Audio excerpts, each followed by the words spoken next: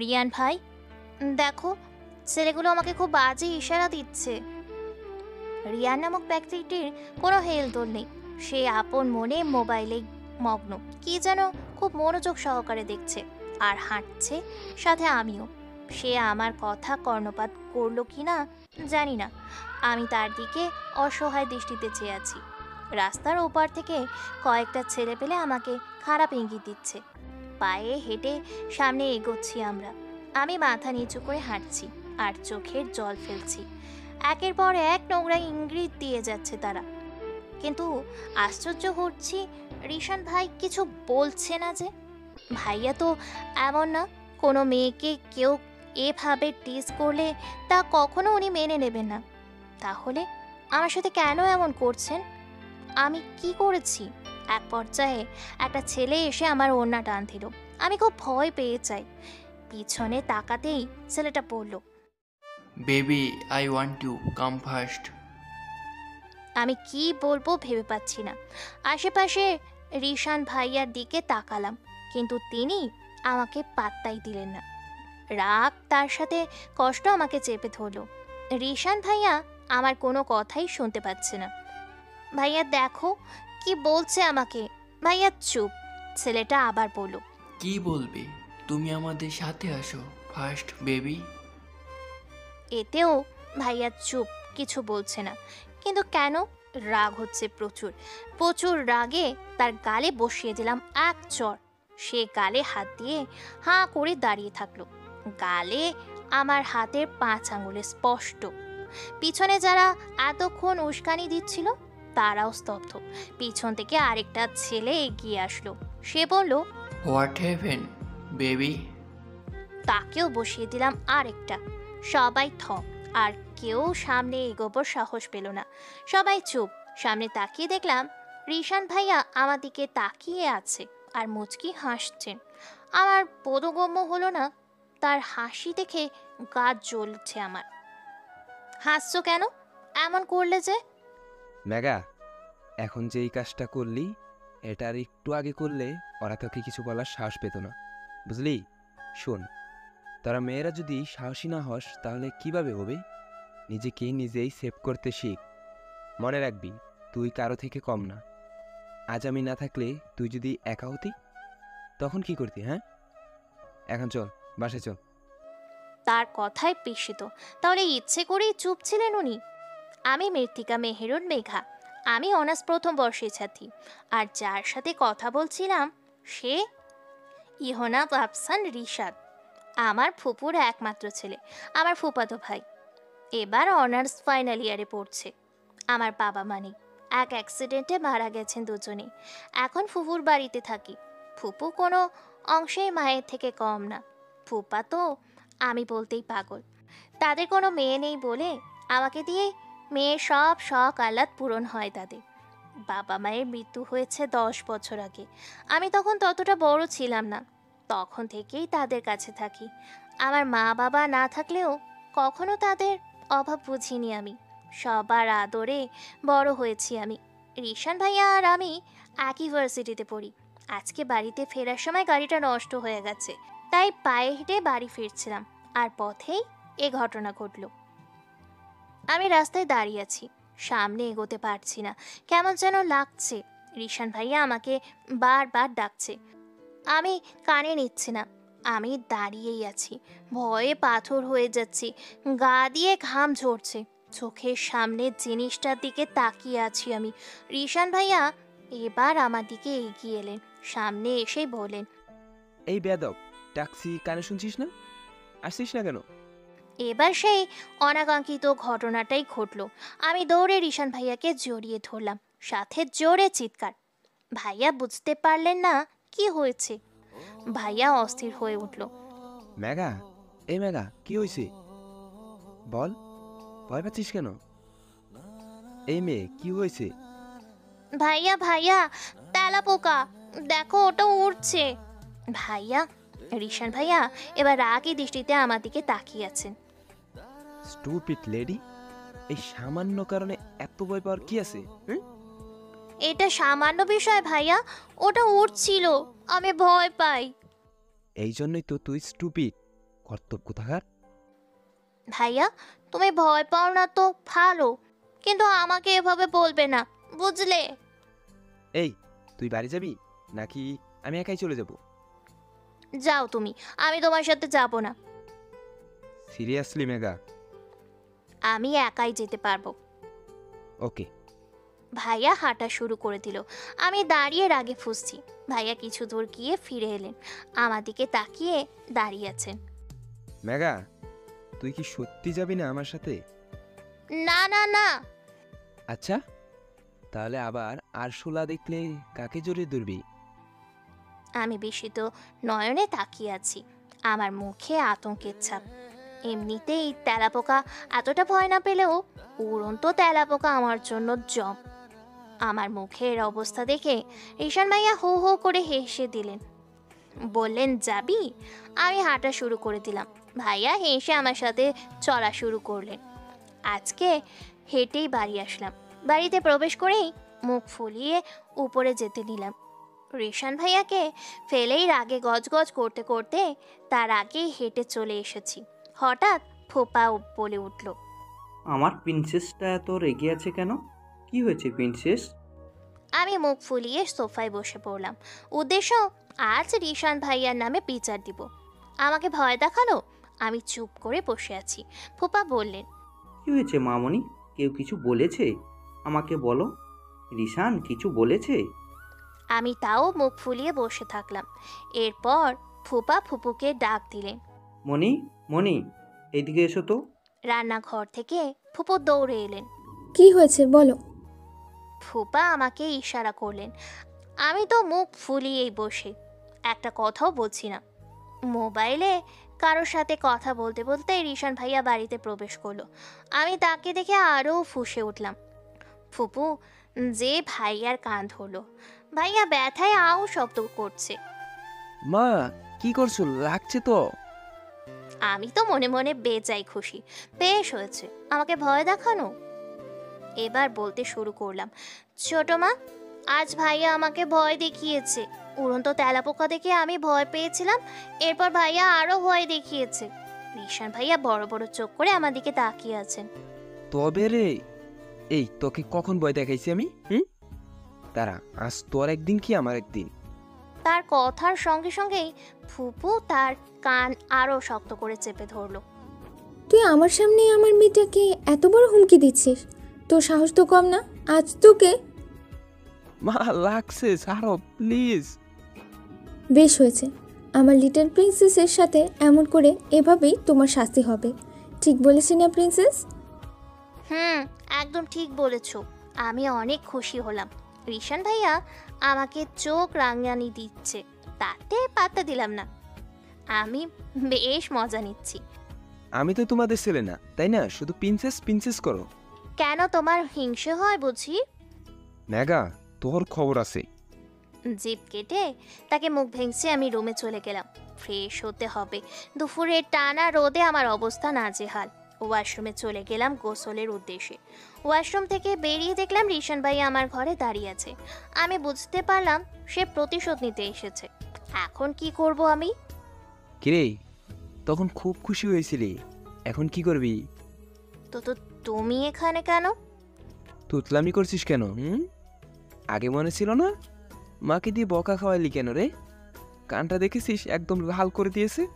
খুব হাসি পাচ্ছে তার চেহারার অবস্থা আর কথা শুনে। হি হি করে হেসেই ফেলাম। রিশান ভাইয়া আমাদিকে রক্ত চোখে চেয়ে। খুব মজা নিচ্ছিস তাই না? ধারা, দেখাচ্ছি মজা। ভাইয়া আমাকে দেওয়ালের সাথে চেপে ধরলেন। ভাইয়া লাগছে।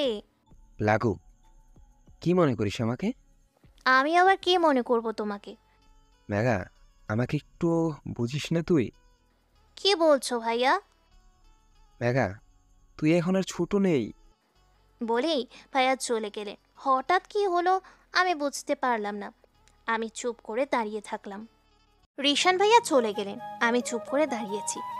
কি বলতে চাচ্ছেন উনি? আমি তাকে বুঝি না। এরপর মানে কি? রিশান ভাইয়া কি আমাকে কিছু বলতে চাচ্ছে? নিজের ঘরে এসে থপ করে খাটের উপর বসে পড়ল রিশান। তার হার্টবিট বেড়ে গেছে, নিজেকে কেমন যেন লাগছে তার। একটা জিনিস তার মাথায় কখনো ধরে না, মেঘার কাছে গেলেই তার হার্টবিট বেড়ে যায়। কিন্তু কেন? কি জাদু করেছিস আমাকে? তোকে ছাড়া কিছুই ভাবতে পারছি না কেন? আস্তে আস্তে অভ্যাসে পরিণত হচ্ছিস তুই। ফিকিরে সব তোর নামে শুরু আমি, কিন্তু এমন হচ্ছে কেন? তবে কি তোকে আমি ভালোবাসি? হ্যাঁ, ভালোবাসি, অনেক বেশি ভালোবাসি। কথাগুলো বলি রিশান বিছানায় গা এলিয়ে দেয়। হঠাৎ মেসেঞ্জারে টুংটাং শব্দ পেয়ে উঠে বসে। এক আননোন নাম্বার থেকে একটা মেসেজ এসেছে। সেখানে মেঘা অন্য একটা ছেলের সাথে হেসে হেসে কথা বলছে। তা দেখে রিশান রাগে অগ্নিশর্মা। মেঘাকে অন্যের সাথে একদম সহ্য হয় না তার। মেঘা শুধু তার মোবাইলটাকে একা ছাড়ে ভেঙে ফেলেছে সে। মেঘা, মেঘা, মেঘা, তুই কেন বুঝিস না আমাকে? খাবার টেবিলে বসে আছি আমি, ফুপু আর ফুপা। রিশান ভাইয়া আসেনি, কি জানি কি হয়েছে। বোধ হয় খুব রেগে আছে, কিন্তু এত রেগে আছে কেন? ভাইয়াকে অনেক সময় বকা দেয় ফুপু, কিন্তু ভাইয়া তো কখনোই রেগে যায় না। আজ কি হলো? রিশান আসছে না যে, ওকে ডেকেছো? হ্যাঁ, ডাকলাম তো, আসছি বলছে। কিছুক্ষণ পর রিশান ভাইয়া এলেন। তার চোখ মুখ লাল হয়ে আছে, বোধ হয় খুব বেশি রেগে আছেন। উনি নিজের রুম থেকে বেরিয়ে সোজা সদর দরজার দিকে হেঁটে চলে গেলেন। ফুপু ডাকছে, কিন্তু উনি তাতে কান দিচ্ছেন না। রিশান, কোথায় যাচ্ছিস? কি হয়েছে? ভাইয়ার কোনো কথা না শুনে বেরিয়ে গেলেন। কি হয়েছে তার? হঠাৎ এমন করছেন কেন উনি? কোনো একটা কারণ তো অবশ্যই আছে, যার কারণে ভাইয়া হঠাৎই রেগে গেছেন। রাত হয়ে গেছে, কিন্তু চারপাশে কোনো সারা শব্দ নেই। দুপুরে বেরিয়েছেন, এখনো বাড়ি ফেরেননি। ভাইয়া কেমন যেন, এই রাগ, এই নরম, আবার হাসি, নয়তো বোবা। এই মানুষটাকে আমি বুঝতে পারি। ভাইয়া প্রচুর রাগী একটা মানুষ। হঠাৎ কলিং বেল বেজে উঠলো। আমি দৌড়ে গেলাম দরজার দিকে। ফুপু সবাই বসে আছে। আমি দরজা খুলে দেখলাম ভাইয়া দাঁড়িয়ে। আমাকে দেখে বোধহয় উনি রেগে গেলেন। আমাকে এক ধাক্কায় সরিয়ে উপরে চলে গেলেন। আমি হাঁ করে চেয়ে আছি। দেওয়ালের সাথে লেগে হাতের কিছু অংশ ছিঁড়ে গেছে। ভাইয়া এমন করলেন কেন? কি হয়েছে তার? ফুপু আমার কাছে এগিয়ে আসলেন, আমাকে জড়িয়ে ধরলেন। রিশান, তোর এত সাহস, ওকে ধাক্কা দিলি কেন? ও তোর কি করেছে? আমি এত জবাব দিতে পারবো না। আজ থেকে ও যেন আমার সামনে না আসে। কি বলছিস তুই? ও তোর কাছে আসবে না মানে? কি হয়েছে? আসবে না মানে আসবে না? মা, তুমি খুব ভালো করেই জানো ইহনাব আফসান রিশান এক কথা কখনো দুবার বলে না। যা বলেছি তাই শেষ। ভাইয়া চলে গেলেন। ফুপু ঠায় দাঁড়িয়ে হয়তো কি বলবেন বুঝতে পারছেন না। আমারই মতো তার অবস্থা। ভাইয়ার কথায় আমার বেশ কান্না পাচ্ছে। গলা চেপে চিৎকার করে কান্না করতে ইচ্ছে হচ্ছে। আজ প্রথম ভাইয়া আমার সাথে এত খারাপ ব্যবহার করলো, তাও বিনা অপরাধে। আমি কি করেছি তাকে? আমার উপর ক্ষেপে আছেন কেন? আমি আর কিছু ভাবতে পারছি না। দৌড়ে নিজের ঘরে চলে গেলাম। পিছন থেকে ফুপু আমাকে অনেকবার ডেকেছিলেন, কিন্তু কে শোনে? আমার তো আর কিছুই ভালো লাগছে না। দরজা আটকে কাঁদতে থাকলাম। কাঁদতে কাঁদতে কখন যে ঘুম চলে এলো চোখের পাতায় বুঝতেই পারলাম না। ঘুমন্ত মেঘার এক হাত পরম যত্নে নিজের বুকে চেপে ধরেছে রিশান। এ তো তার মেঘবরি। মেঘপরি, তুই কি জানিস তোকে কতটা ভালোবাসি? তোমাদের কতটা বিভোর আমি। আমার থেকে খুব বেশি চাই তোকে। আমাকে বুঝিস না কেন তুই? এখনো ছোটই রয়ে গেলি। কবে বড় হবি? তোর সিসকাদুনি স্বভাবটা আর গেল না জানিস। সেই ছোট্টবেলা থেকে তোকে ভালোবাসি, একদম ছোট থেকেই। আমার মেঘপরি তুই। তোর রাগ, জেদ, অভিমান সব মিলিয়েই আমাকে পাগল করিস তুই। তোর স্নিগ্ধতায় নিজেকে হারাই, একটু বুঝিস না।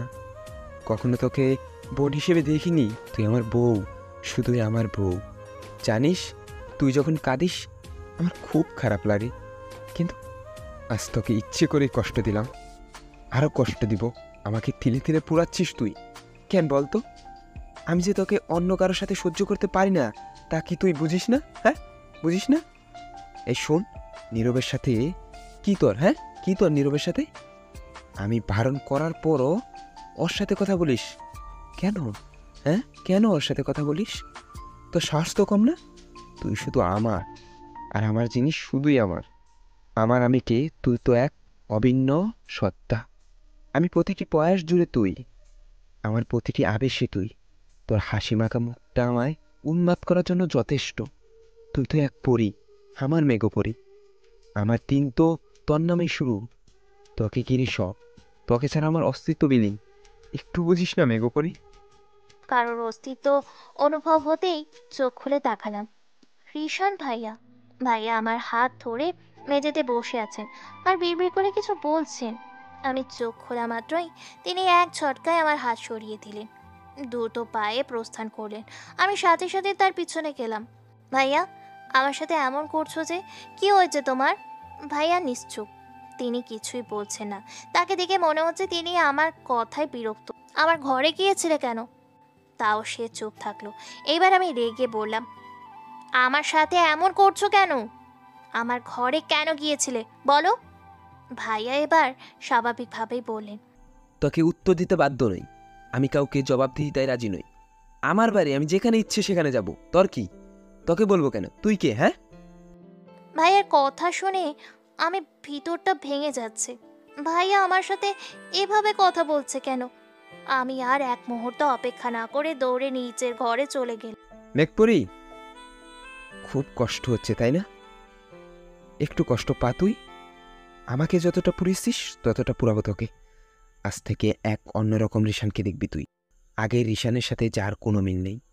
এই রিশান তোর জন্য কখনো বিনয়ী হবে না। রিশানের ভয়ঙ্কর রূপ দেখবি তুই। তোর নামে শুরু হবে আরেক রিশান। কেন জানি রিশান ভাইয়ার কথায় আমার আজ খুব খারাপ লাগছে। ভাইয়া এভাবে আমার সাথে কথা বলছে কেন? সে তো কখনো এমন ছিল না। আমার রিশান ভাইয়া আমাকে তো কখনো বকতো না, ভুলেও কখনো না। হঠাৎ ভাইয়া এমন হলো কেন? আজ তার কি করেছি আমি? আমার প্রতি তার কিসের এত রাগ? ভাইয়ার বলা কথাগুলো আমার বুকে কাঁটার মতো বিচ্ছে। রাগ, কষ্ট, অভিমান ক্রমশই চেপে ধরেছে। ভাইয়ার এমন আচরণ আমাকে পুরনো স্মৃতির কথা মনে করিয়ে দিচ্ছে। এক পরন্ত বিকেলে সোনালির সমাহারে ছুটে চলেছে মেঘা, তার পিছু নিয়েছে রিশান। মেঘ, শোন, পড়ে যাবি তো। আমি পড়বো না রিশান ভাইয়া, আমি ঠিক আছি। মেঘা, আর দৌড়াদৌড়ি করিস না। হুম, আমি করব। আমার কথা শুনবি না? বারে, তুমি বুঝি আমার কথা শোনো? আমি তোর কথা কেন শুনবো? আমি তোর থেকে বড়। বড় তো কি হয়েছে, আমার কথা যদি তুমি শোনো তাহলে আমিও তোমার কথা শুনবো। হুম, আচ্ছা, ঠিক আছে। তোর সব কথা আমি শুনবো, প্রমিস। তবে তোকেও আমার সব কথা শুনতে হবে। মেঘা উচ্ছ্বাসিত কণ্ঠে বলল। তাহলে বলো, কখনো আমাকে বকা দিবে না? রোজ চকলেট আর আইসক্রিম কিনে দিবে? আচ্ছা, কিনে দিব। এবার তো থাম। সত্যি আমাকে আর বকবে না তো? একদমই না। মেঘপরীকে কি বকা যায়? তুমি তো। দৌড়াতে দৌড়াতে এক পর্যায়ে রিশান মেঘাকে ধরে ফেলে। এই থাম তো, বেশি পেকে গেছিস। এবার থাম। এই তো, এখনই বকছো, তোমার সাথে আরই। সিসকাদুনে। আমি চিৎকার ধুনে? তুই একটা সিসকাদুনে, সিসকাদুনে, সিসকাদুনে। আজকেই ছোট মায়ের কাছে বিচার দিব আমি। যা দে, দেখি কি হয়। তুমি কখনো আমাকে বকা দেওয়া ছাড়বে না। তোকে শুধু আমি বকাই দেই, আদর করি না? না, একদমই না। হঠাৎই একজোরে বিস্ফোরণের আওয়াজে ভূমিকম্প উঠল। মেঘো। রিশান ভাইয়া, মা। মেঘার ঘুম ভেঙে গেল। ঘুমের ঘরের স্বপ্নে সে তার অতীতের স্মৃতি চরণে ডুবে গিয়েছিল। মেঘা ভয়ে উঠে বসলো। তার শরীর থেকে দরদর করে ঘাম ঝরছে, হাত পা ঠান্ডা হয়ে আসছে। বারবার যা ভুলতে চেষ্টা করে তাই তার সামনে এসে ভেসে উঠেছে। তার দু চোখে ঘুম উড়ে গেল, গলা শুকিয়ে কাটো হয়ে হেসেছে। তার বিছানা থেকে উঠে পাশের টেবিলটার দিকে চোখ রাখলো, কিন্তু পানি পেল না। ঘর থেকে বেরিয়ে নিচে ড্রয়িং রুমে চলে গেল সে। চারপাশ অন্ধকার, লাইটও অফ। ভয় করছে, কিন্তু খুব করে পানির পিপাসা পেয়েছে তার। নিচে নামতেই আলোর সন্ধান পেল সে। ড্রিম লাইটের আবছা আলোয় এক সুদর্শনের চেহারা দেখে সে অবাক। রিশান ভাইয়া এখনো ঘুমায়নি? কি করছেন উনি?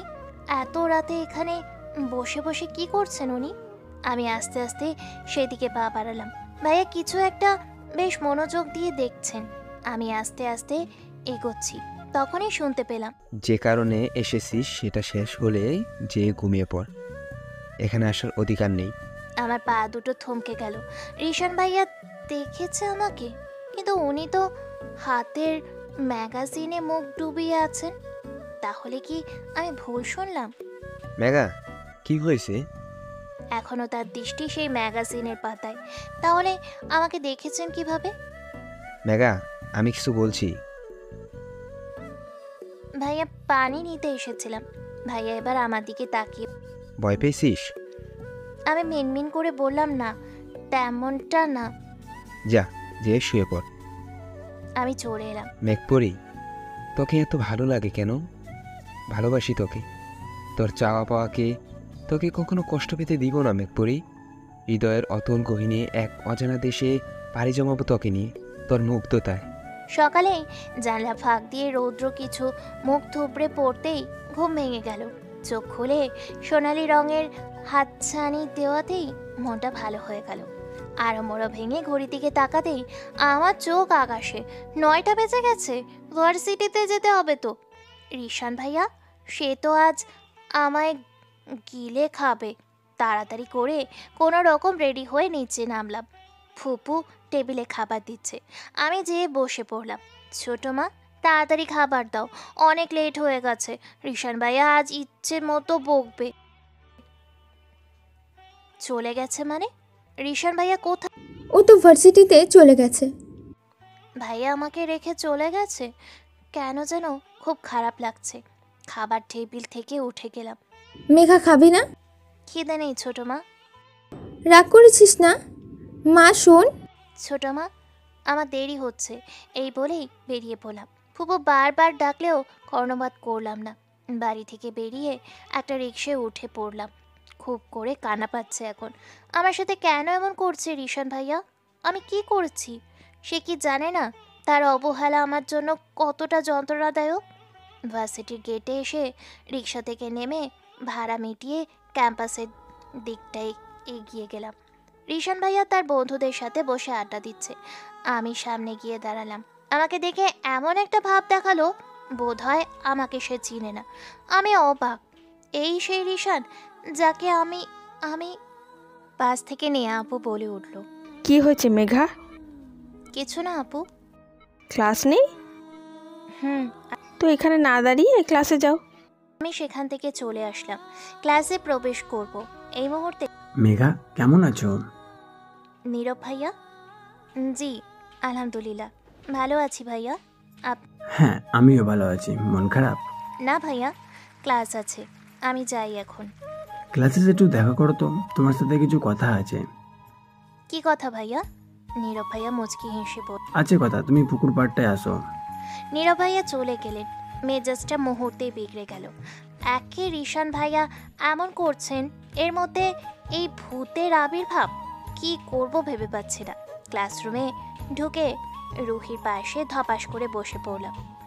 কিরে ডাইনি, এমন করছিস কেন? কি হয়েছে তোর?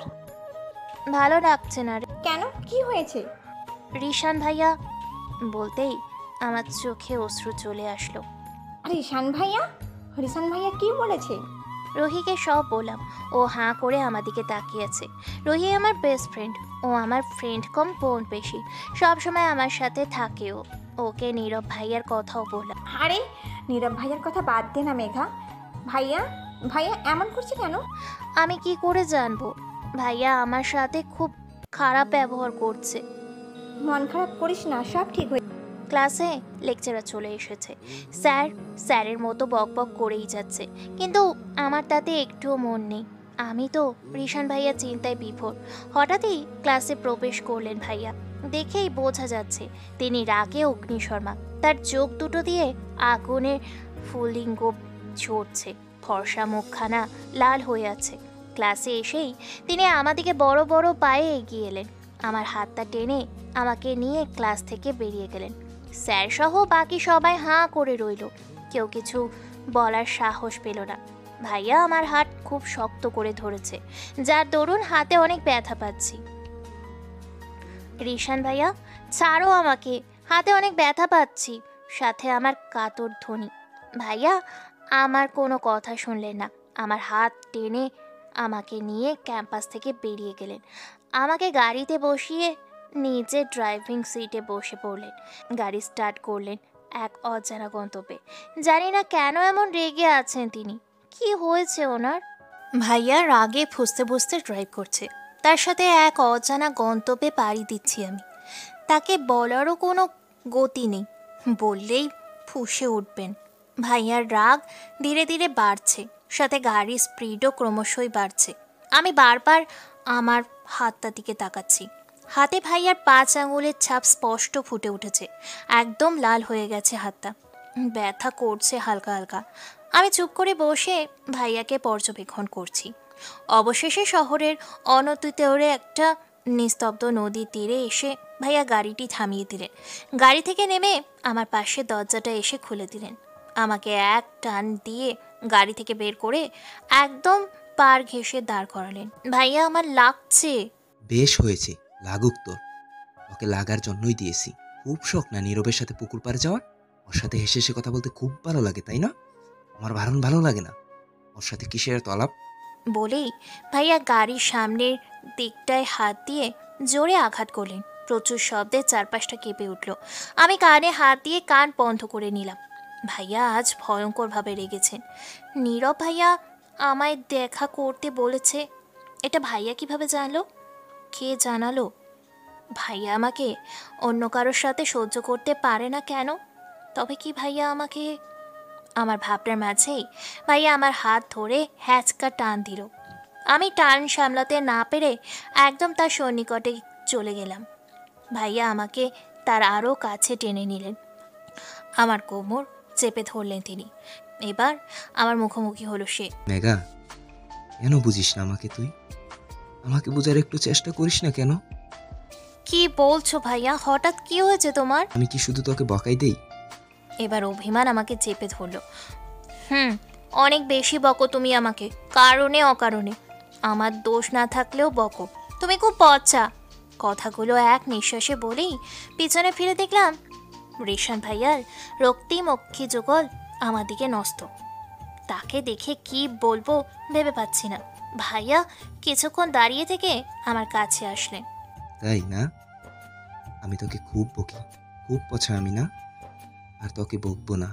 এবার খুশি? আমি হাঁ হয়ে গেলাম। রিশান ভাইয়ার ক্ষণে ক্ষণে পরিবর্তন যেন আমার কাছে অবিশ্বাস্য। এমন কেন মানুষটা? আমাকে গাড়িতে বসতে বলে তিনি গাড়িতে গিয়ে বসলেন। আমি গাড়িতে উঠতেই ভাইয়া গাড়ি স্টার্ট দিলেন। গাড়িতে আমার সাথে আর কোনো কথা বললেন না ভাইয়া, এমনকি একবার আমার দিকে ফিরেও তাকালেন না। তিনি তার মতো ড্রাইভ করছেন। তার চুপ থাকাটা মেনে নিতে কষ্ট হচ্ছে আমার। তিনি কথা না বলায় কেমন যেন লাগছে, খুব কান্না পাচ্ছে। তাও চুপ করে রইলাম। দীর্ঘ পথ পাড়ি জমিয়ে বাড়ির সামনে এসে গাড়িটা থেমে গেল। গাড়ি থেকে নেমে বাড়ির প্রবেশ করলাম। বাড়িতে প্রবেশ করেই রিশান ভাইয়া সোজা উপরে চলে গেলেন। ছোট মা এসে আমার সামনে দাঁড়ালেন। কি রে, কি হয়েছে? এবার আর চোখে নোনা জলগুলো কোনো কারণ মানল না। হু হু করে কেঁদেই ফেললাম। কি হয়েছে মামুনি আমার? রিশান কিছু বলেছে? কি হয়েছে বল আমাকে। ছোট মা, রিশান ভাইয়া না। কান্নার জন্য কথা বলতে পারছি না আমি। এরপরও ছোট মাকে সব বলে দিলাম। ছোট মা আমার কথা শুনে হাসছেন। আমি আশ্চর্য হলাম। তার ছেলে আমাকে এভাবে কষ্ট দিচ্ছে আর সে হাসছে। মা ছেলে দুজনেই এক। অভিমান চেপে ধরেছে আমাকে। ছোট মায়ের দিকে এক তীক্ষ্ণ দৃষ্টি স্থাপন করে চলে যেতে নিব, তখনই তিনি বললেন, ওরে মামুনিটা, রাগ করতে নেই। রিশানকে আমি বকে দেব, ঠিক আছে? আর কখনো ও এমন করবে না। তোমার ছেলে বদের হাঁটি, কখনো মানবে না। সে আমাকে কষ্ট দেবেই। তাহলে সেরকম কাজ তুই কেন করিস বল তো? যা ও সহ্য করতে পারে না তা কেন করিস? মানে কি বলছো তুমি? আমি আবার কি করলাম? নীরবের সাথে কথা বলার দরকার ছিল? আমি কোথাও বললাম? সে তো নিজেই এলো। আচ্ছা, আমি দেখছি। সব ঠিক করে দেব। এবার তুই যেয়ে ফ্রেশ হয়ে নে, বিকেলে তোর ছোট চাচার বাসায় যাব। কি সত্যি? লিসার সাথে দেখা হবে অনেকদিন পর। চাচুর বাসায় যাওয়ার কথা শুনে মুহূর্তে মনটা ভালো হয়ে গেল। অনেক দিন যাওয়া হয় না, যাবই বা কি করে? চাচা নিতে চাইলেও ফুপা বা রিশান ভাইয়া একই কথা, একা যেতে দিবে না। ফুপু মাঝে মাঝে রাজি হলেও রিশান ভাইয়া না মানে তো নাই। তিনি আমার উপর সব ধরনের জোর খাটায়। আমাকেই পেয়েছেন সব ছাড়ি দেওয়ার জন্য। তার ভয়ে আমার সব স্বাধীনতায় জলাঞ্জলি দিতে হয়েছে আমাকে। অনেক দিন যাই না, এর জন্য মন খারাপ হলেও যেতে তো পারবো। এর জন্য অনেক খুশি হলাম। চটপট নিজের ঘরে চলে গেলাম। মেঘপরি, আমি তোকে অনেক কষ্ট দেই তাই না? অনেক করে বকি তোকে। আমার প্রতি তোর অনেক রাগ অভিমান তাই না? কখনো তোকে কষ্ট দিব না এটা ভাবিনি, কিন্তু আমি কি করব বল? তুই তো আমাকে বুঝিস না। আমি যে তোকে ভালোবাসি মেঘপরি, নিজের থেকেও অনেক বেশি ভালোবাসি তোকে। তোর ভালোবাসার রঙে নিজেকে রাঙাতে চাই, তোর নামেই পথ চলতে চাই।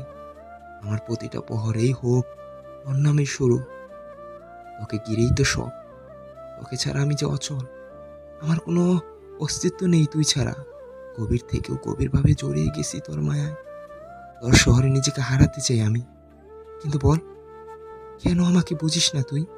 কেন আমার ভালোবাসা দেখতে পাস না? আমার বকাগুলো তোর মনে অভিমানের জন্ম দেয়।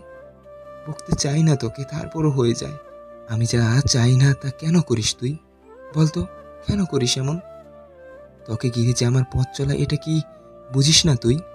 বিকেলে খাওয়া দাওয়া শেষে আমি আর ফুপু সোফায় বসে গল্প করছি। একটু পরে বের হব। ও মেঘা, আমরা যে তোর চাচার বাড়িতে যাব রিশানকে তো বলা হয়নি।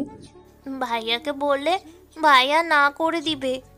কিছু হবে না, আমি দেখছি, তুই চল আমার সাথে। না, তুমি যাও, তোমার ছেলে পরে আমাকে বকবে। একদম না, তুইও আয়, আমি আছি তো। ও বকলে ওর কানটা ছিঁড়ে দিব। ফুপু আমাকে এক প্রকার জোর করেই ভাইয়ার ঘরে নিয়ে গেলেন। ভাইয়া বিছানায় হাত শোয়া অবস্থায় ল্যাপটপে কি যেন করছেন। ফুপু গিয়ে ভাইয়াকে ডাক দিলেন। রিশান, আমরা তোর ছোট মামাদের বাসায় যাব। তো যাও। আজকে ফিরবো না, সকাল হবে আসতে। আচ্ছা, সমস্যা নেই। ভাইয়া ল্যাপটপের দিকে তাকিয়েই ফুপুর প্রশ্নগুলো ছোট ছোট জবাব দিচ্ছে। ফুপু এরপর বললেন, রিশান শোন, মেঘাও আমাদের সাথে যাবে। ভাইয়া সাথে সাথে আমার দিকে তাকালেন। হয়তো এই মুহূর্তে এই কথা তিনি আশা করেননি। ভাইয়া আমার দিকে তাকিয়ে এরপর ফুপুর দিকে তাকালেন। এরপর ল্যাপটপটা বন্ধ করে পাশে রেখে দিয়ে বললেন, মেঘার যাওয়া লাগবে না, ও বাড়িতেই থাকবে। তুমি তার কথা শুনে আমার চোখ নোনা পানিগুলো নিজেই ঝরতে শুরু করলো। আমি ওখান থেকে তৎক্ষণাৎ নিচের ঘরে চলে যাই। যত রাগ জেদ জারি সব আমাকেই দেয়। আমার প্রতি এত অধিকার দেখাতে আসে কেন উনি? আমার প্রতি জোর খাটান কেন? আমি কি ওনার? ঘরে গিয়ে দরজা আটকে কান্না শুরু করে দিলাম। আজ আর হয়তো যেতে পারবো না। রিশান, তুই মেয়েটার সাথে এমন করছিস কেন? আমি আবার কি করলাম? ওকে যেতে দিবি না কেন? ও যাবে না মানে যাবে না মা, আর কিছু বলতে পারবো না। ভালোবাসিস মেঘাকে? রিশান তার মায়ের দিকে বিস্মিত নয়নে চেয়ে থাকলো। এরপর মায়ের কোলে মাথা রেখে শুয়ে পড়ল। মা মাথায় হাত বুলিয়ে, তো বলছিস না কেন? সময় হলে বলবো। কেন? মেঘা কি এখনো ছোট নাকি? ও তো বড়ই হয়ে গেছে। ও যদি বাড়িতে সারা জীবন থেকে যায় তাহলে মন্দ হবে না। কিন্তু মা, আমার না ভয় হয়। কেন? তুমি তো জানোই মা, মেঘা কেমন। ও ভিতরে চাপা কষ্টগুলো ভাগাভাগি করে না কখনো। আগে ওর সেই কষ্টগুলোর ভাগ নিয়ে নেই, এরপর সেগুলো মনে করলে মেয়েটা একদম চুপ হয়ে যায়। মা, আমি তো ভালোবাসি সেই হাসি খুশি চঞ্চল স্বভাবের মেঘপরীকে। মেঘাকে কষ্ট দিস না বাবা, দেখ না এতক্ষণে মনে হয় কেঁদে চোখ মুখ ফুলিয়ে ফেলেছে। রিশান মুচকি হেসে বলল, আমি আসছি।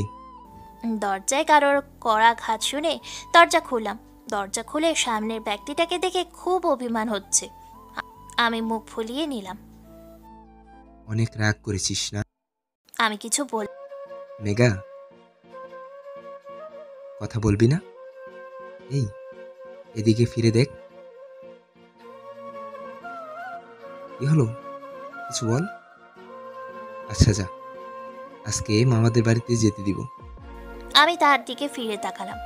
রিশান ভাইয়া আমাকে যেতে দিবেন? সত্যি বলছেন উনি? সত্যি যেতে দিবে? হুম হুম।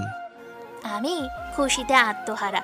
ভাইয়া আমার দিকে অপলক দৃষ্টিতে চেয়ে আছে। আমার চোখ তা এড়ালো না, কিন্তু এরপরও কিছু বললাম না। ভাইয়া হঠাৎ বললেন, একদম দুষ্টুমি করবি না ওখানে গিয়ে, আর কোনো ছেলেকে নিজের কাছে বিততে দিবি না। সব সময় মায়ের আশেপাশে থাকবি।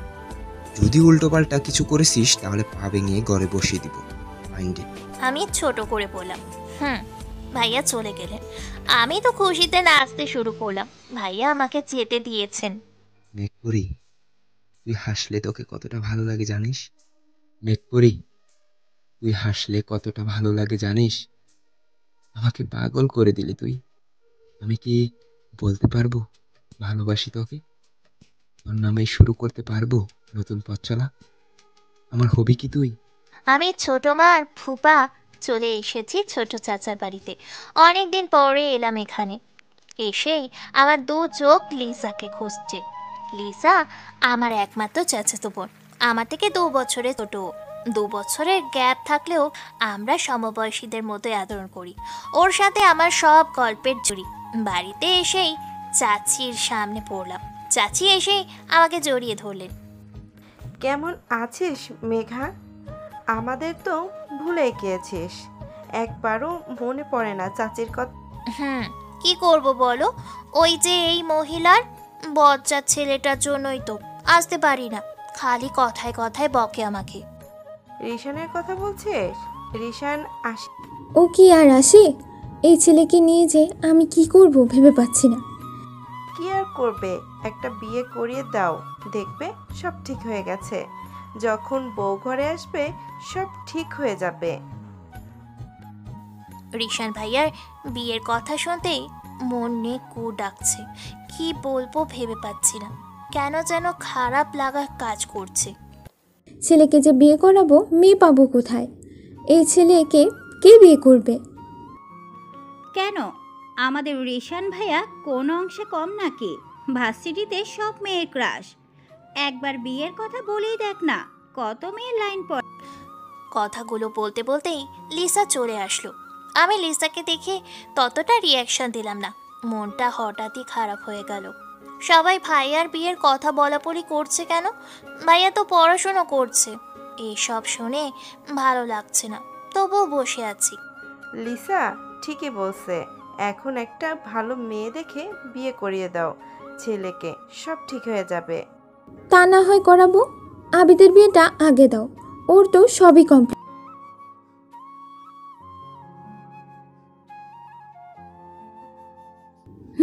আমিও তাই ভাবছি। তাদের কথা আর ভালো লাগছে না। আমি লিসার হাত টেনে উপরে নিয়ে গেলাম। আরে আরে কি করছিস? লাগছে তো। লাগুক, আরো বেশি লাগুক। তুই একটা শয়তান। আমি আবার কি করলাম? আমি তো এখানে কিছুই বলেছিস, তুই অনেক কিছু বলেছিস। তা আমি আপনাকে কি বলেছি ম্যাডাম? কই, আমি কখন বিয়ের কথা রিশান ভাই? ও, ভাইয়ের বিয়ের কথা বলে মহারানী রাগ করেছে? তা ভাইয়ের বিয়ের কথায় তোর এত লাগলো কেন? আমার আবার লাগবে কেন? ভাইয়া এখন পড়াশোনা করছে, তার বিয়ের দরকার কি? তাই বুঝি? দিল মে কুসকুস হোতা হে, তাই না? যা, কি বলছিস তুই? কি বলছিস মানে? সত্যিই তো বলছি। তা কবে থেকে একটু বললি? কি বলবো, বারবার কি বলছিস? রিশান ভাইয়াকে ভালোবাসিস? বাসি। ভাইয়াকে কে না ভালোবাসে? ফুপা, ছোট মা, তুই, আমি, চাচা, চাচি, সবাই তো তাকে ভালো। আরে গদ্ধব, ভাইয়াকে এবার নিজের মাঝে কেমন জানি অজানা অনুভূতি সৃষ্টি হলো। লিসার কথা শুনে আপনার অতল গভীরে ডুব দিলাম। ভাইয়াকে নিয়ে কেন এত ভাবি আমি? তার সব কথা ভালো লাগে কেন? বকা খাওয়ার পরও কেন বারবার তার সাথে কথা বলতে ইচ্ছে হয়? সব বায়না, রাগ, অভিমান তার সাথেই। তাকে ছাড়া আমার কেন ভালো লাগে না? তবে ভাইয়াকে কি আমি পছন্দ করি? ভাইয়াকে ভালোবাসি? কি রে মেঘু, কিছু বলছিস না যে? সত্যি নাকি? যা, কি বলছিস? ভাইয়া তো ভাইয়াই। বুঝেছি আমি। দেখিস আবার ভাইয়া থেকে ছাইয়া যেন না হয়। তুই চুপ করবি লিজা? আমি তো চুপই আছি। ধরনের বুকে সন্ধ্যা ঘনিয়ে আসছে।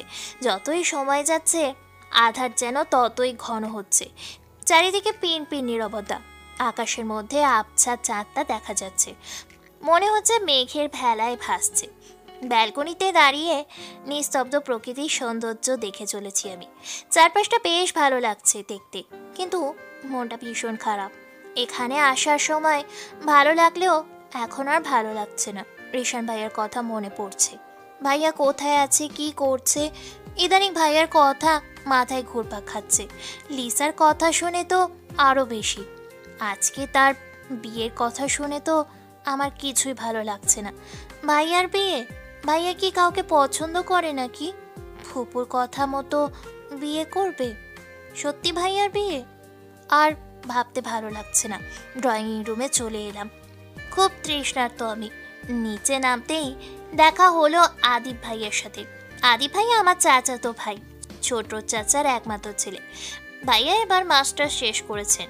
কিরে মেঘু, কেমন আছিস? এই তো ভালো ভাইয়া, তুমি? আমি ভালো আছি। তা দিনকাল কেমন কাটছে তোর? ইদানিং তো দেখাই মিলে না। আমি কি করব, রিশান ভাই তো আমাকে আসতেই দেয় না। আদিপ ভাইয়া আমার কথা শুনে মিটমিটিয়ে হাসছেন। রিশান আসতে দেয় না? তা রিশান কেমন আছে? ওই রাগী প্যাঁচার কথা বলবে না। আমার কোনো শান্তি নেই ওই প্যাঁচাটার জন্য। সারাদিন শুধু বকতে থাকে।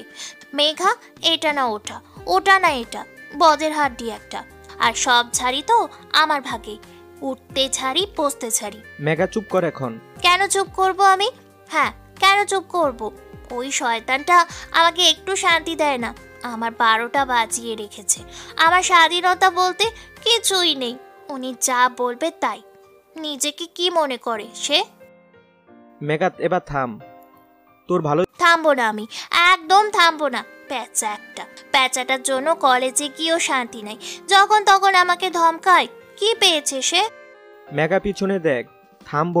পিছনে কি দেখবো? হ্যাঁ, এত রেগে আছিস? ওই ভূতটা আমাকে কি মনে করে?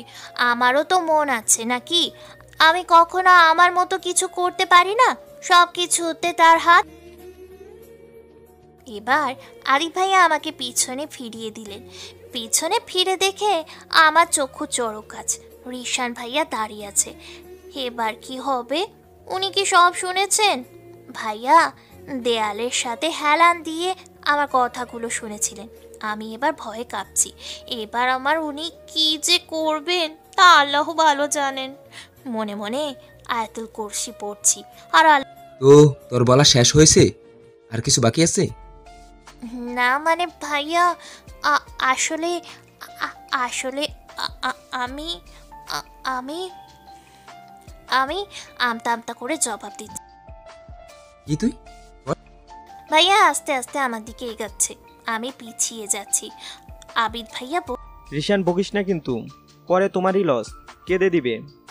কিন্তু ও সাহস করে এত কিছু বললো, ওকে পুরস্কার দেওয়া উচিত। তাহলে আমি যাই। দেখিস কিন্তু বেশি কিছু বললে তোমাকেই পাশে ঘেঁচতে দেবে না। বলেই আবিদ ভাইয়া চলে গেলেন। এবার ঈশান ভাইয়া আমার দিকে 1 পা 2 পা করে এগোচ্ছেন আর আমি পিছনে সরছি। আল্লাহই জানে আজ কপালে কি আছে। মেঘ করে কি বলেছিলি আমাকে? আমি কি কি কি করব আবার? কিছু বলিসনি? ইয়ে মানে ভাইয়া আমার একেবারে নিকটে চলে আসছেন। কি করব ভেবে পাচ্ছি না। ভয়ে শরীর থেকে ঘাম ঝরতে লাগলো। কি বলেছিলি তুই যেন? আমি কি কই তো, আমি তো কিছুই বলিসনি? তাহলে আমাকে এত সুন্দর নামগুলো দিয়ে কে মানে ভাইয়া মানে বল মানে? আসলে আমি কি তুই? আচ্ছা, যা বলা লাগবে না। আর আগে যা বলছিলিস তার জন্য তো কিছু একটা তোকে দিতে হয়, তাই না? কি দিবে? কি বলছো? কি দেওয়া যায় বলতো? তুই কি দিতে পারি? কি করব ভেবে পাচ্ছি না। এতটুকু বুঝতে পেরেছি এখন আমার সাথে ভালো কিছু হবে না। ভাইয়া এবার আমার একদম কাছে চলে এলেন। তার গরম নিঃশ্বাসগুলো আমার মুখে আছড়ে পড়ছে। তার নিঃশ্বাসের শব্দগুলো আমি স্পষ্ট শুনতে পাচ্ছি। আমার হাত পা ঠান্ডা হয়ে গেছে। কি করব? ভাইয়া এতটা কাছে চলে এলেন। ভাইয়া আমার কানের কাছে ফিসফিসিয়ে বললেন, রে কথা বলছিস না? কি করব এখন তোকে? হঠাৎ করেই মাথায় একটা বুদ্ধি এলো। চট জলদি বলে উঠলাম, রিশান ভাইয়া, চাচি আসছে। ভাইয়া তৎক্ষণাৎ আমার থেকে দূরে সরে দাঁড়ালেন। ভাইয়া সরতেই দিলাম এক দৌড়ে চলে গেলাম সেখানে। মেঘা, তোর খবর আছে। আমাকে বোকা বানানোর শাস্তি তোকে পেতে হবে। আমি মুখ ভেঙচিয়ে বললাম, কিছু করতে পারবে না তুমি। আমি এক দৌড়ে লিজার কাছে চলে গেলাম। মেঘা, আমার হাত থেকে তুই কখনো রক্ষা পাবি না। তুই তো আমার মেঘ করি, আমার রাজ্যের রানী। আমি দৌড়ে লিজার ঘরে গিয়ে দরজা আটকে দিলাম। দৌড়ে হাঁপিয়ে গেছি। কিরে, এভাবে দৌড়ে কোথা থেকে এলি? কি হয়েছে? হাঁপাচ্ছি। রিশান ভাইয়া। রিশান ভাইয়া মানে? ভাই কখন? এই তো আমি নিচে দেখে আসলাম। ভাইয়া তো সহজে আসে না, তা হঠাৎ এলো? আমি কি জানি। বুঝি সব প্রাণ পাখি এখানে থাকলে সে কি করে না এসে থাকে? যা, কি বলছিস তুই? হয়তো ভাইয়ার ভালো লাগছে না, তাই চলে এসেছে। আর বল। আজ ভার্সিটিতে আসতে না আসতেই নীরব ভাইয়ার সামনে পড়ে। মেঘা যে, কেমন আছো? রিশান ভাইয়া আমার দিকে তীক্ষ্ণ দৃষ্টিতে তাকালেন। আমি কি বলবো বুঝতে পারছি না।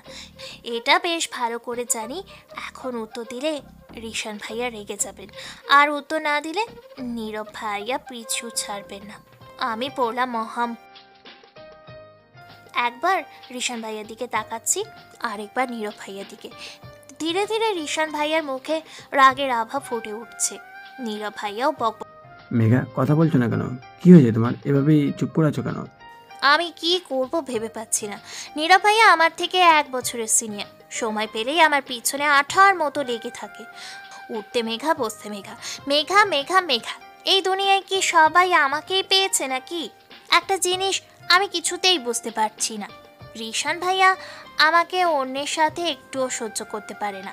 আমার প্রতি বেশি পজিটিভ তিনি। ইদানিং বিষয়টা আমাকে ভাবাচ্ছে। তবে কি ভাইয়া আমাকে ভালোবাসেন? আমাকে পছন্দ করেন উনি? কি ভাবছি আমি? ভাইয়া আমাকে ভালোবাসলে তো বলেই দিতে। ভাইয়া তো কোনো সময় কোনো কথাই লুকায় না। তবে কেন এমন হচ্ছে?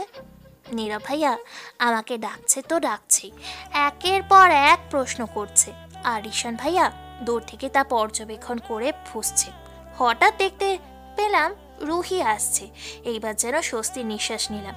নীরব ভাইয়াকে বললাম, ভাইয়া আমি যাই, আপনার সাথে পরে কথা বলবো, ক্লাস আছে বলেই রুহিকে ডাকতে ডাকতে চলে গেলাম।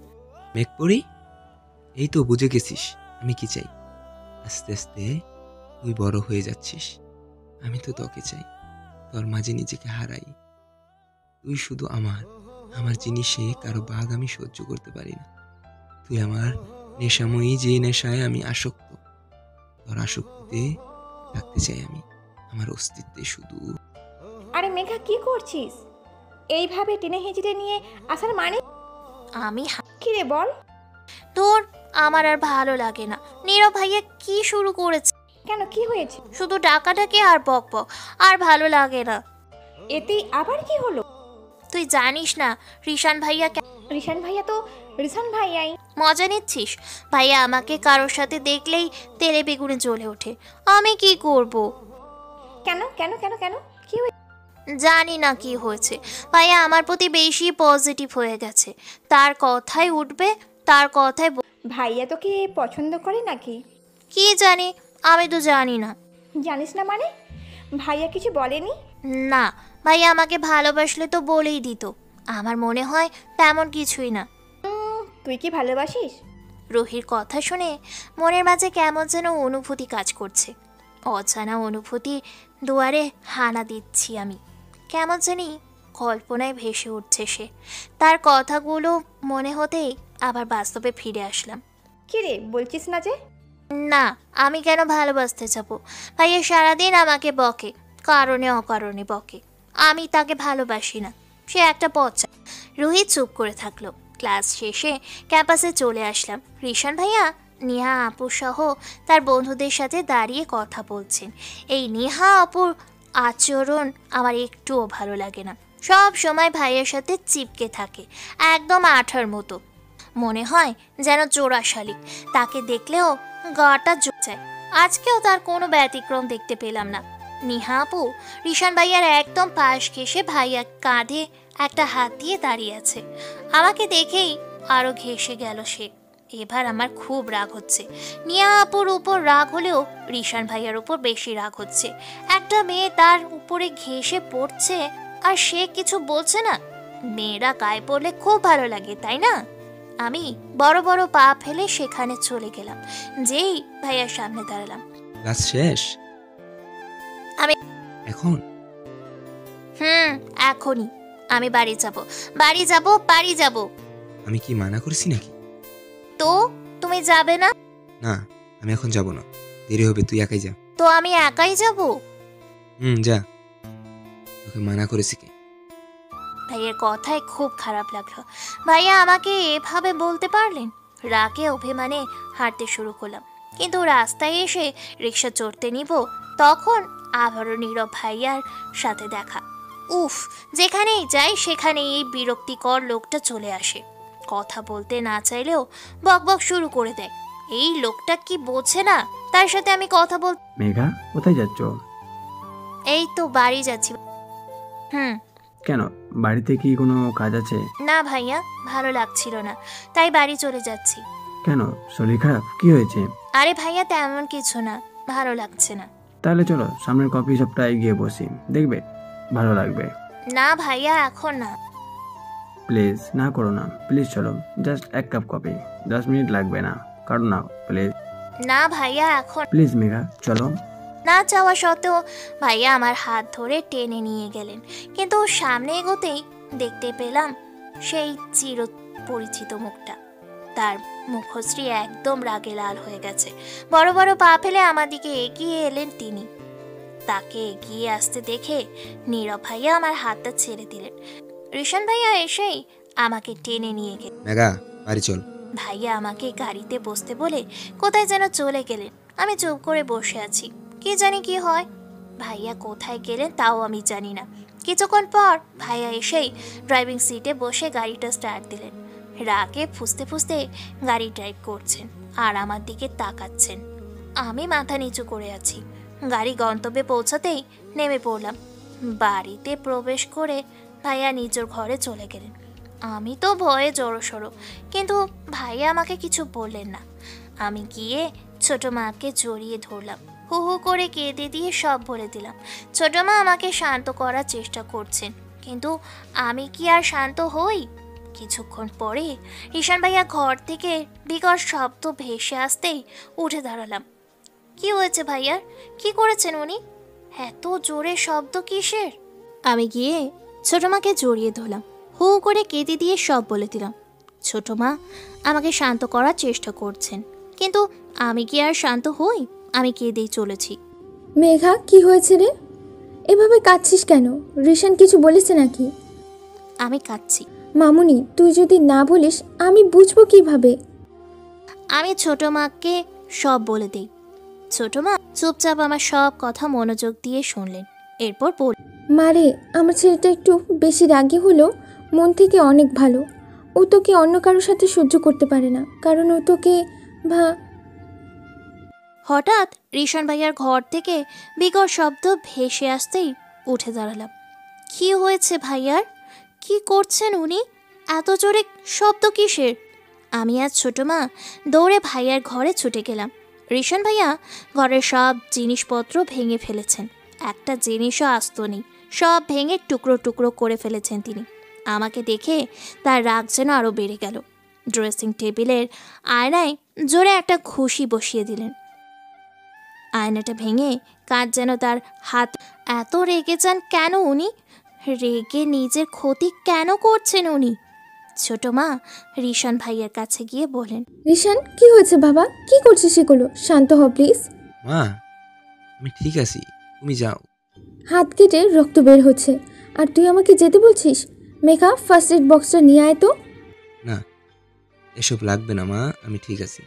বলেই ভাইয়া নিজের প্যান্টের পকেট থেকে একটা রুমাল বের করে হাতে পেঁচিয়ে নিলেন। আমি গিয়ে দাঁড়িয়ে রই, দৌড়ে নিচে থেকে ফার্স্ট এইড বক্সটা নিয়ে আসি। ভাইয়ের সামনে এসে দাঁড়াতেই তার রাগটা মনে হয় বেশি বেড়ে গেল। তিনি এক ধমক দিয়ে বললেন, আমি বলছি না লাগবে না, একাই ঠিক হয়ে যাবে, কথা কানে শুনিস না? এখন আমারও খুব রাগ হচ্ছে। হাতটা থেকে রক্ত বেরিয়ে রুমালটাও ভিজে গেছে, আর সে বলছে লাগবে না। এবার আমি বললাম, লাগবে না মানে? দেখছো হাত থেকে কত রক্ত বের হচ্ছে, রুমালটাও ভিজে গেছে, আর বলছো লাগবে না?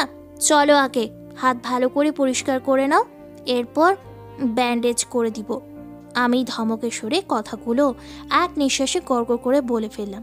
ভাইয়া আমাদিকে হাঁ করে তাকিয়ে আছে, ছোট মা মিটি মিটি হাসছেন। রিশান, মেঘা তো ঠিকই বলছে, হাতটা পরিষ্কার করে নে। এখন যদি আমার ধমক খেতে না চাস তাহলে যা তাড়াতাড়ি। ছোট মা চলে গেলেন। ভাইয়া আমাদিকে রাগে দৃষ্টিতে তাকিয়ে আছেন।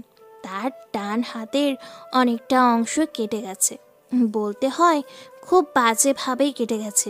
আমি আস্তে আস্তে ব্যান্ডেজ করে দিলাম। ভাইয়া আমাদিকে তাকিয়ে আছেন। করি আমি তোকে অনেক শাসন করি, তাই না?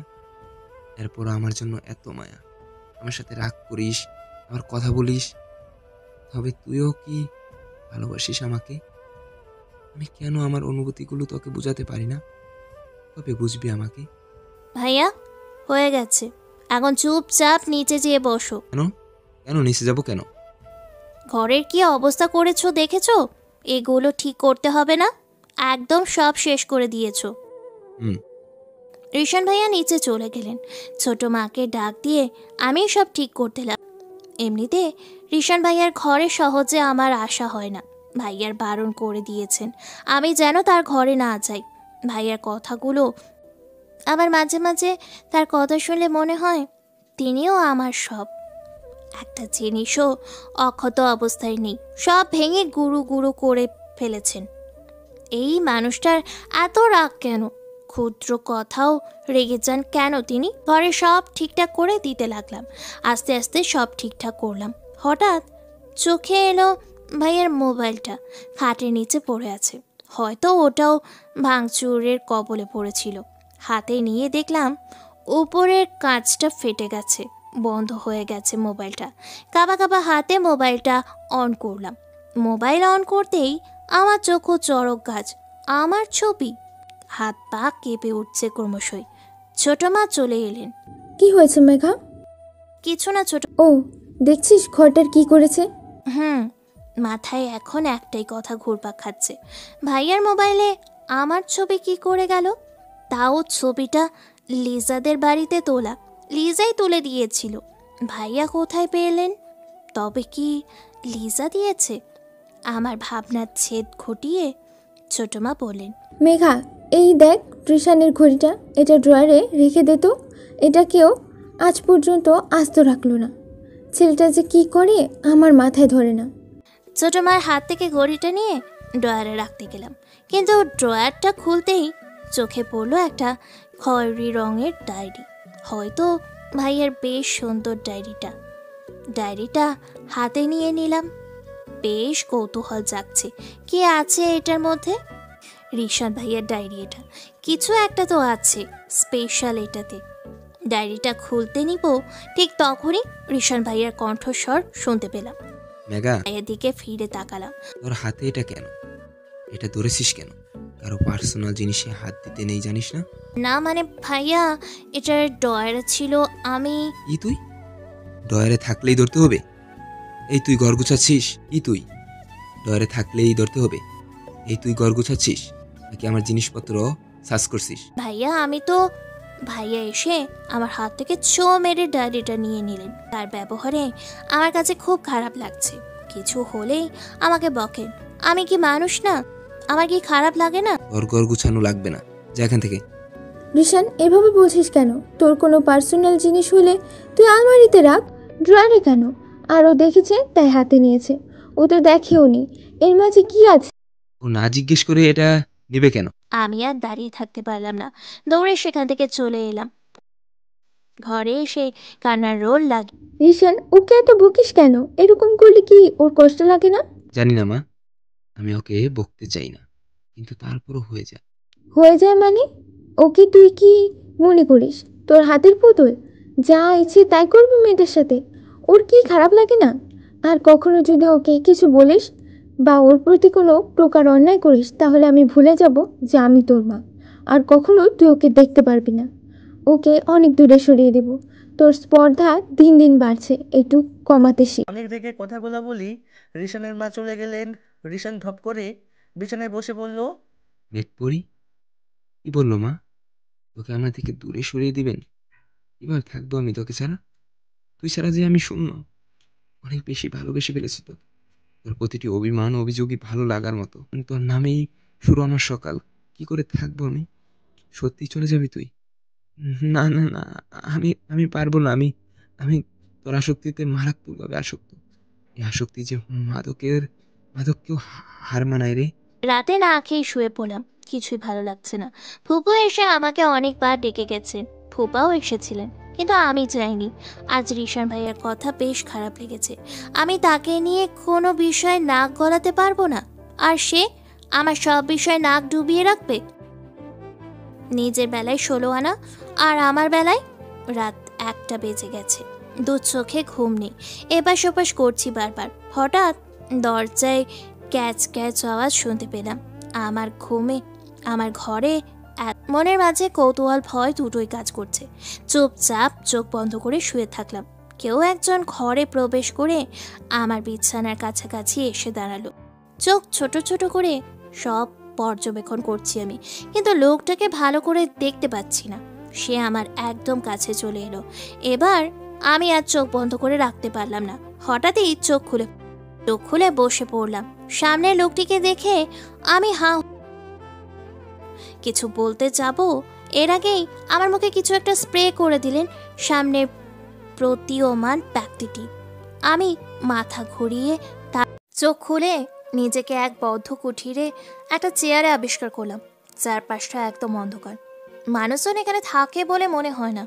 বেশ পুরনো ঘরটা, পাশে খড়কুটোর আবরণ, একদম ধুলোবালিতে ঘেরা।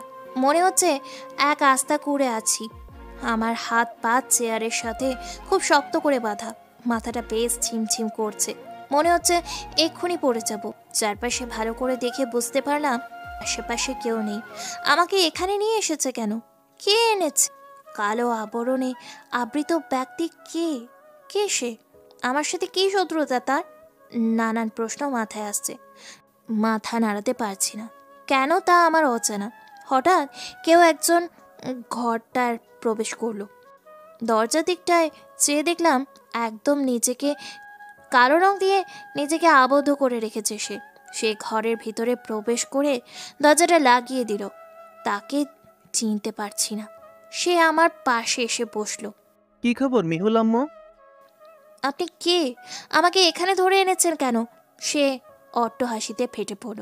আমি অবাক হয়ে চেয়ে আছি তার দিকে। কে হতে পারে সে? আমাকে মেহুল আম্মু বলে ডাকছে কেন? তবে কি সে আমার পরিচিত কেউ? কে হতে পারে? মিহুল আম্মু, আমাকে চিনতে পারোনি? আপনি কে? আমাকে অনেক ভালো করে চিনো তুমি। আস্তে আস্তে বুঝতে পারবে আমি কে। আপনি আমাকে ধরে এনেছেন কেন? আমি আপনার কি ক্ষতি করেছি? তুমি আমার কোনো ক্ষতি করো নাই, কিন্তু তোমাকে আমার লাগবে। কেন? সময় হলেই বুঝবা। এই ব্যক্তির কথা কিছুই বুঝতে পারছি না আমি। কি বলতে চাচ্ছে সে? কে সে? আমাকে চিনে কিভাবে? আমার সাথে কি সম্পর্ক? কেন এনেছে আমাকে? আর কিছু ভাবতে পারছি না। সেই ব্যক্তিটির ফোনে টুংটাং রিংটোন বেজে উঠতেই সে রিসিভ করলো। হ্যাঁ বলো।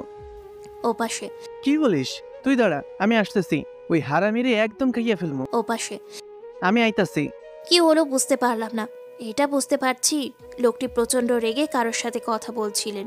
ফোনটা কেটে দিয়ে সে আমার চুলের মুঠি শক্ত করে ধরলেন। ব্যথায় চোখ মুখ খিচে নিলাম। কি মনে করছস তুই আমার হাত থেকে বাচ্চা যাবি? জীবনেও না। আগে তোর সবকিছু নিজের নামে করি, এরপর মজাটা দেখবি।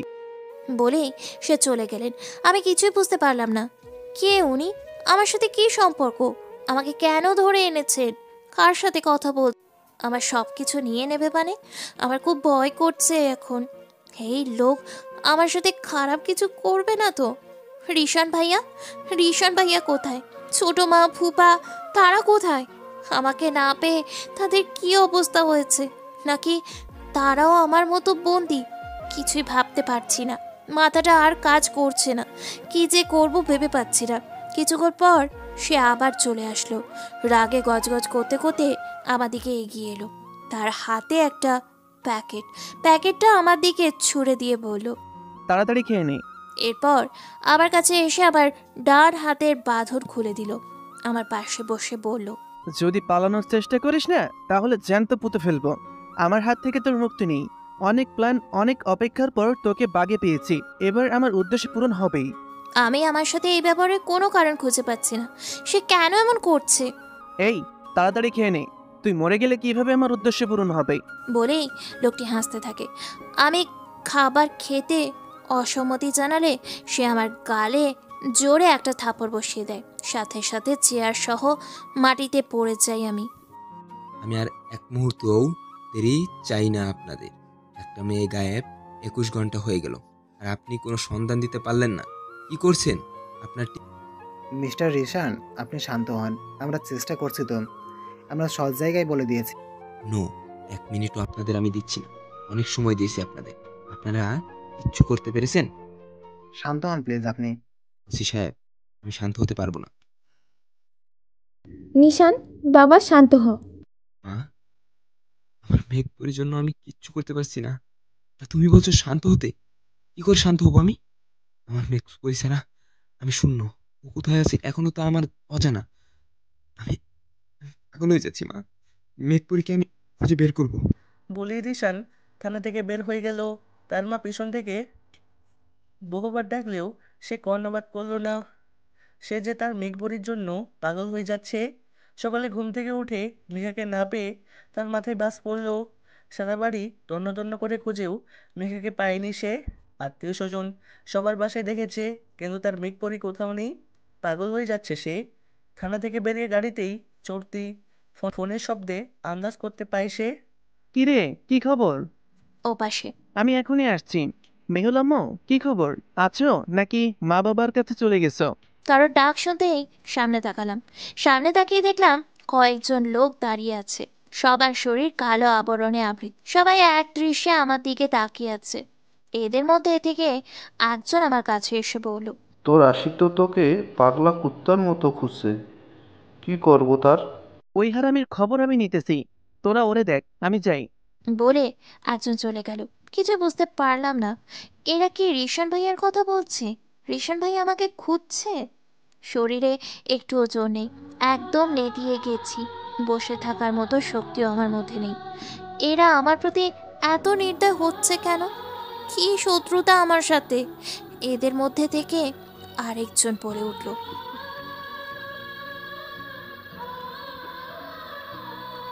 হুম, ঠিক বলছিস। তার বসও তো তাই বলে গেল। তো বেবি, এদিকে এসো। বলেই একজন এসে আমার জামার হাতটা উঁচু করলো। আরেকজন এসে আমার হাতে ইনজেকশন দিয়ে দিল। আমি জোরে জোরে চিৎকার করছি, কিন্তু এরা আমার আওয়াজ কানে নিচ্ছে না। খানিকক্ষণ বাদে আমি লুটিয়ে পড়লাম। কি যেন কি প্রবেশ করলো আমার শরীরে। মাথা ঘুরিয়ে যাচ্ছে, কেমন যেন লাগছে আমার। তবে কি এখানেই সমাপ্ত আমার জীবন?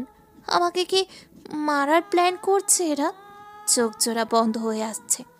চোখ খুলে রাখার আমার পক্ষে সম্ভব হচ্ছে না। একসময় কাতর হয়ে জ্ঞান হারিয়ে ফেলি। সরি মিস্টার রিশান, আমরা এখনো কোনো সন্ধান পাচ্ছি না। কি বলছেন ওসি সাহেব? এখনো কোনো সন্ধান নেই? কি করলেন আপনারা? সরি মিস্টার রিশান, আমরা আমাদের সবটুকু দিয়ে খুঁজে চলেছি। I want mega and right now. বলি পাগলের মতো করতে থাকে রিশান।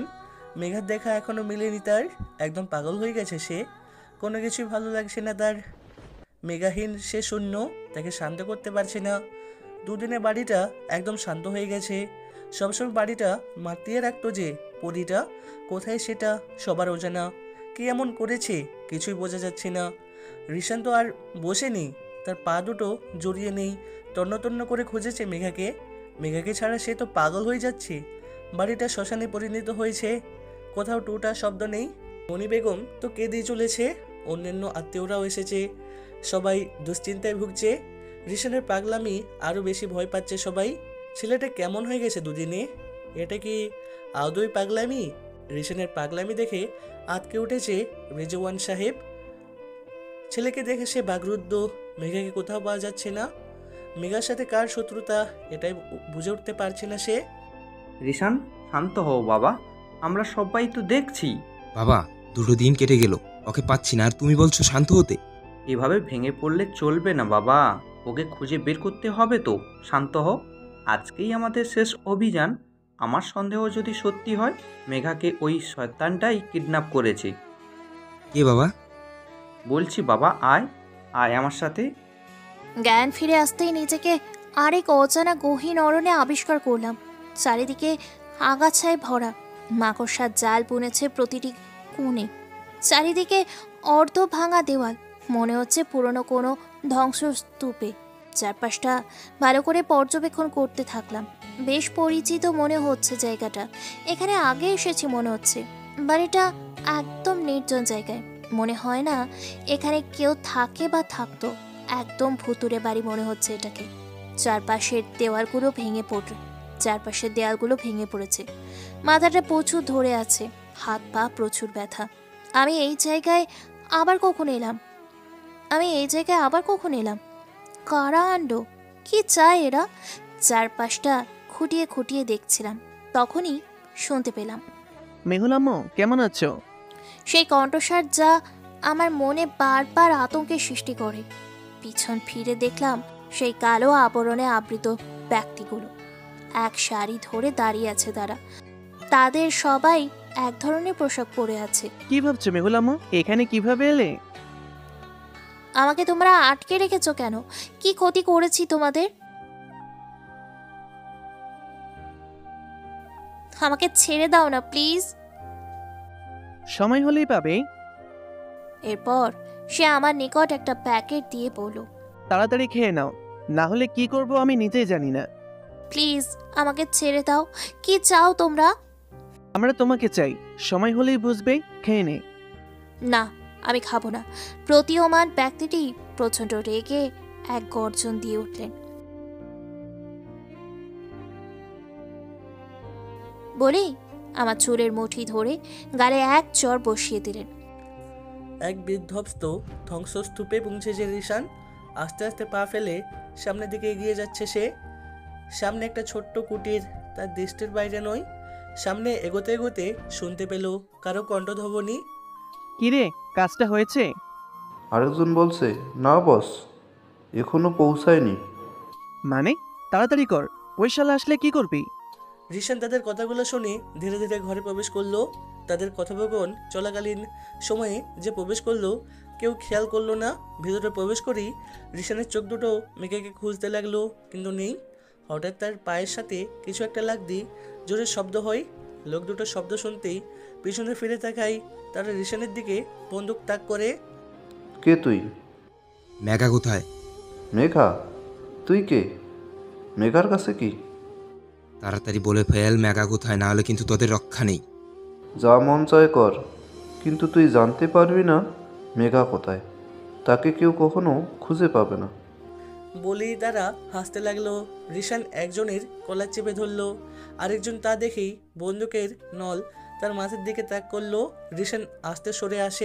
তোকে দিয়ে কোনো কাজ নেই আমাদের, তারপরও তুই যেহেতু নিচ থেকে এসেছিস, তাহলে পুরানো হিসাবটা তোর থেকে উসুল করে নেই। আমি বলছি মেঘা কোথায়, ওর কিছু হলে তোদের আমি জ্যান্ত পুঁতে ফেলবো। একজন হেসে জবাব দিল, কিছুই করতে পারবি না তুই। আচ্ছা দেখা যাক, তোদেরকে আমি চিবিয়ে খাবো। চুপ কর শালা, তোদের আমি ছাড়বো না কুত্তার বাচ্চা। আমার সাথে এত শত্রুতা কার? আমাকে এখানে আটকে রেখেছে কেন? কি চাচ্ছে এরা? কি ক্ষতি করেছি এদের? আমার সাথে এরকম নির্দয় ব্যবহার করছে কেন এরা? আর এটা আমাকে কোথায় নিয়ে এসেছে? এই অন্ধকার কুঠুরিতে কেন? আমি কি এখানে আগে এসেছি? এমন লাগছে কেন? নানান প্রশ্ন মাথায় আসছে। এইসব ভাবতে যখন বিভোর আমি, তখনই কোথা থেকে একজন রাগে গজগজ করতে করতে এসে আমার গালে ঠাস করে এক চড় বসিয়ে দিলেন। তার হঠাৎ জ্বরে টাল সামলাতে না পেরে আমি মুখ থুবড়ে মাটিতে পড়ে গেলাম। আমার নাক দিয়ে রক্ত ঝরছে, সেই দিকে কোনো খেয়াল নেই ব্যক্তি। আমি পড়ে গেলে সে আমাকে চুলের মুঠি ধরে আমাকে টেনে তোলে, তারপর দেওয়ালের সাথে আমার মুখ চেপে ধরে। তুই কি মনে করছিস তোর আশিক তোরে এইখান থেকে নিয়ে যাইব? কখনো না, একদম মাটিতে পুইতা ফেলবো। অনেকজন এসে বলল, ভাই এই শালায় আগের আস্তানায় আছে। লোকটা তৎক্ষণাৎ আমাকে ছেড়ে দিলেন। কি কস? আয় আমার বলে দুজনে চলে গেলেন। আমি মাটিতে বসে পড়লাম। খুব করে কান্না পাচ্ছে, শরীরে জোর নেই, একদম ক্লান্ত আমি। এদের সাথে যুদ্ধ করার আমার পক্ষে অসম্ভব। নিজেকে কেমন যেন মাটির পুতুল মনে হচ্ছে। চোখ দুটো খুলে রাখতে পারছি না, বন্ধ হয়ে আসছে। কিন্তু সেই নরপশুর দল আবার চলে আসলো। এসেই একজন আমাকে টেনে তুলল, আরেকজন এসে আমার হাতে ইঞ্জেকশন দিয়ে দিল। চিৎকার করে উঠলাম। আমার ভাগ্যে কি আছে কে জানে। ইঞ্জেকশন দিচ্ছে কেন আমাকে? কি আছে এতে? এটা দিলে আমার শরীর এত কাঁপিয়ে যায় কেন? এমন করছে কেন এরা? হয়তো জীবনের সমাপ্তির দিকে চলে এসেছি আমি। রিশান ভাইয়ার কথা খুব মনে পড়ছে আমার। একটু ব্যথা লাগলেই ভাইয়া অস্থির হয়ে পড়ে। আমাকে ছাড়া যে কেমন আছে, সে কোথায়? হয়তো আমাকেই খুঁজছেন তিনি। হবে কি তার সাথে শেষ দেখা? বলতে পারবো জমানো কথাগুলো? মাত্র একটা বার তাকে দেখতে খুব ইচ্ছে হচ্ছে।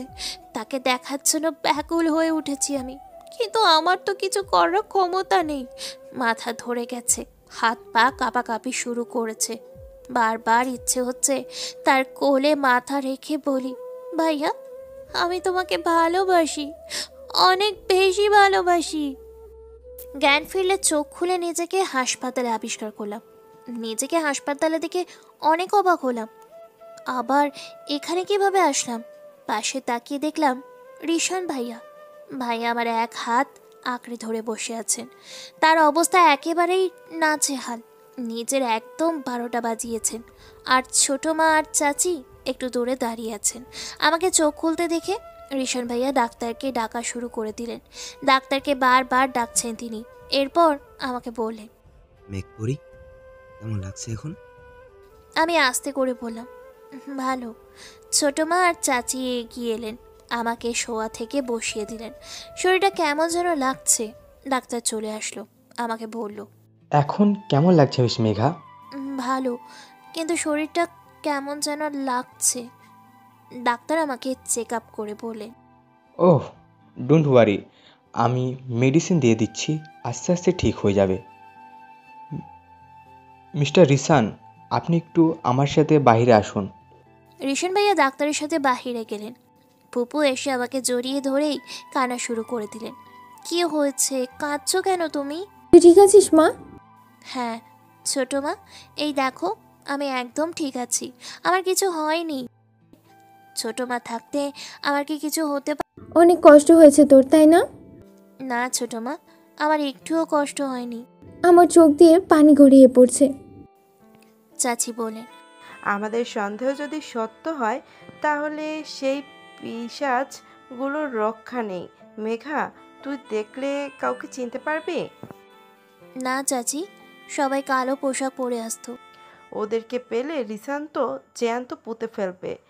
একটুর জন্য পালিয়ে গেছে শয়তানের দলগুলো। আজ যদি রিশানের হাতে পড়তো তাহলে রক্ষা ছিল না। ছেলেটা পাগল হয়ে গেছে রে। জানিস তোকে ছাড়া আমার ছেলেটা এক মুহূর্ত ভালো নেই। তোকে না পেয়ে ও কেমন যেন হয়ে গেছে। খাওয়া দাওয়া নেই, পড়াশোনা নেই, তোকেই খুঁজছে শুধু। দুদিনে কি হাল করেছে নিজের, দেখেছিস? কখন ওর মেঘপরীকে পাবে তার জন্য পাগল হয়ে গেছে ও। পুরো বাড়ি মাথায় তুলে ফেলেছে, সব তন্ন তন্ন করে খুঁজছে তোকে। ছেলেটা আমার একদম একটা পাগল। ফুপুর কথা শুনে আমি অবাক। রিশান ভাইয়া এমন করেছে? মিস্টার রিশান শুনুন। জি বলুন ডাক্তার। মেঘা শরীরে ড্রাগ দেওয়া হয়েছে, তাও আবার হাই লেভেলের। কি বলছেন ডাক্তার?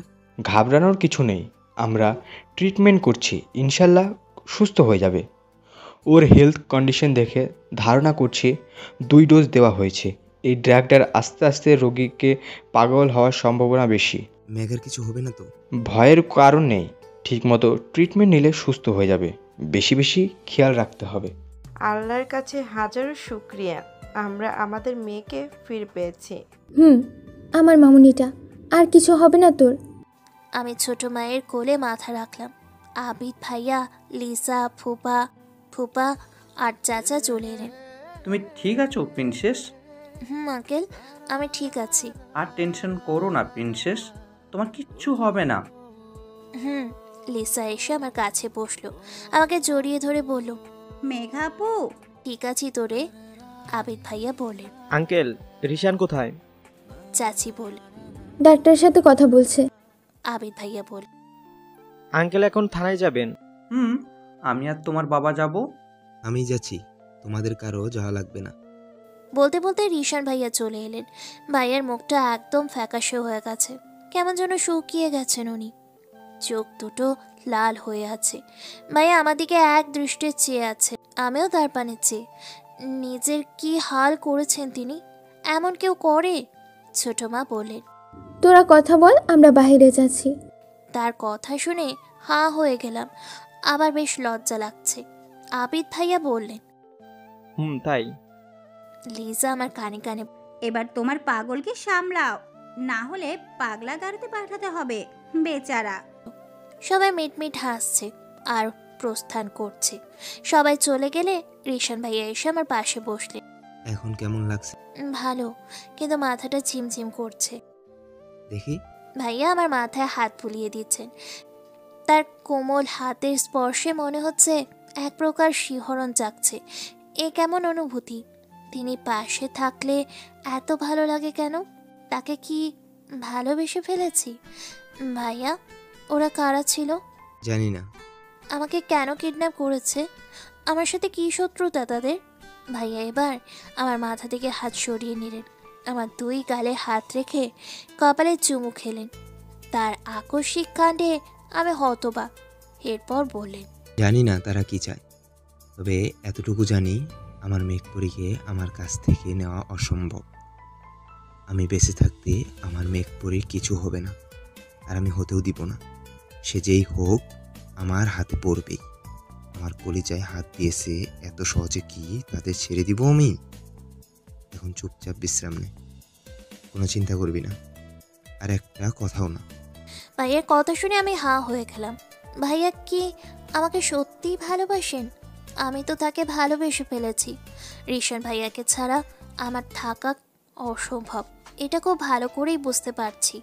আমরা দুজনেই নীরব, কেউ কোনো কথা বলছি না। হঠাৎ সে আমার হাতটা ধরলো, এরপর বলল, মেঘপরী। আমি বললাম, আমার দায়িত্ব পালন করতে পারলাম না। হঠাৎ ভাইয়ার এই কথা আমার বোধগম্য হলো না। কি করতে চাচ্ছে উনি? মানে ভাইয়া কি বলছো? আমি তোকে রক্ষা করতে পারলাম না। আমি তো মামুনিকে কথা দিয়েছিলাম তোর উপর কারো আচরণ করতে দিব না, কিন্তু আমি আমার কথা রাখতে পারলাম না। আমার জন্য তোর সাথে এমন হলো। আমি যদি আরো কেয়ারফুল হতাম তাহলে কখনোই তোর কিছু হতো না রে। ভাইয়া কি বলছে এগুলো? দায়িত্ব? ভাইয়া তার দায়িত্ববোধ থেকে করছে এগুলো? তবে কি আমার ধারণা মিথ্যা? ভাইয়া আমাকে ভালোবাসে না, আমি তার দায়িত্ববোধ? হাসপাতাল থেকে এসেছি 1 সপ্তাহ হয়ে গেছে, এখন আমি পুরোপুরি সুস্থ। রিশান ভাইয়া পুরোটা সময় আমার সাথে ছিল, এক মুহূর্তের জন্য চোখের আড়াল করেনি আমাকে। প্রতিটি ক্ষণেই আমার সাথে ছিলেন। বাড়িতে সিকিউরিটি বাড়িয়ে দেওয়া হয়েছে, আমার একা কোথাও যাওয়া একেবারেই নিষেধ। ভাইয়া স্পষ্ট বলে দিয়েছেন বাড়ি থেকে বের হলে পা ভেঙে দিবেন। ভাইয়ার প্রতিটি কাজই আমাকে অবাক করে। রিশান ভাইয়া আমার প্রতি অনেক বেশি কেয়ারফুল হয়ে গেছে। সামনে ভাইয়ার ফাইনাল পরীক্ষা, কিন্তু তাতে তার কোনো মাথা ব্যথা নেই। আমাকে নিয়ে ব্যস্ত তিনি। আমার প্রতি এত ব্যস্ত কেন উনি? এটা ভালোবাসা নাকি তার সেই দায়িত্ববোধ? না, আর ভালো লাগছে না। আজ ভাইয়াকে উত্তর দিতেই হবে। তিনি কি আমাকে ভালোবাসেন? রিশান ভাইয়া, আমি তোমাকে ভালোবাসি। সত্যি আমি তোমাকে ভালোবাসি, অনেক বেশি ভালোবাসি। তোমাকে ছাড়া থাকা আমার পক্ষে সম্ভব নয়। আমি তোমাকে ভালোবাসি রিশান ভাইয়া। তুমি আমায় ভালোবাসো? দূর, হচ্ছে না। কখন থেকে ট্রাই করছি, বাট একটা বারও হচ্ছে না। ভাইয়াকে আজ বলে দিবই। ভাইয়ার ঘরের সামনে ঘুরঘুর করছি। ভাইয়া কি ঘরে আছেন? আস্তে আস্তে সামনে এগিয়ে ভিতরে উকি দিয়ে দেখি, কিন্তু তাকে দেখতে পাচ্ছি না। হঠাৎ নিজের কোমরে কারো স্পর্শ পেয়ে পিছন ফিরে তাকালাম। রিশান ভাইয়া। কি দেখছিলি? কাকে খুঁজছিস? আমি যেন কথা বলতে পারছি না। ভাইয়া আমার একদম নিকটে, আমার কোমরে হাত রেখে দাঁড়িয়ে আছেন। আমার উত্তর না পেয়ে তিনি বললেন, কি রে, বলছিস না? আমি তো জমে বড়। ভাইয়া মিটি হাসছে। আমার কানের কাছে ফিসফিসিয়ে বলেন, কি রে, কিছু তো বল। কি বলতে চাইছিলি যেন, আবার বলতো। তবে কি ভাইয়া আমার কথাগুলো শুনেছিলেন? আমি বিস্ফোরিত নয়নে চেয়ে আছি তার পানে। সে তা দেখে হাসছে। আমি কিছু বলতে নিব এর আগেই শুনতে পেলাম কারো শব্দ পেতেই ভাইয়া আমার থেকে দূরে সরে দাঁড়ালেন। তিনি নিজেকে সংযত করে নিলেন। সামনে তাকিয়ে দেখলাম তাহিয়া আপু, রিশান ভাইয়ার চাচাতো বোন উনি।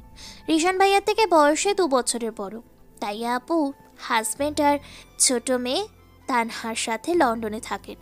আপু এভাবে দেখেছেন আমাকে, লজ্জায় আমার নাক কাটা যাচ্ছে। মাথা নিচু করে দাঁড়িয়ে থাকলাম, কিছু বলতে পারছি না। রিশান ভাইয়া পাশেই দাঁড়িয়ে আছেন। ভাইয়া বলে, আপু ওই কখন এলি? বিড়িতে আসলি কবে? তুই তোতলাচ্ছিস কেন? ব্যাপারটা কি? আমি তো লজ্জায় লাল নীল বেগুনি হয়ে যাচ্ছি। কি ভাবছে আপু? আমি তুতলাবো কেন? কি আবার ব্যাপার? আচ্ছা তাই নাকি? যা, তোকে বিশ্বাস করলাম। তা কি করেছিলি? এই মানে কিছু নয়, এই তো এভাবেই। কি? আর বলা লাগবে না, আমি কচি খুকি না, বুঝলি? বাদ দে তো, কখন এলি? ভাইয়া, তানহা, চাচা চাচি ওনারা কোথায়? বলছে সবাই নিচে আছে।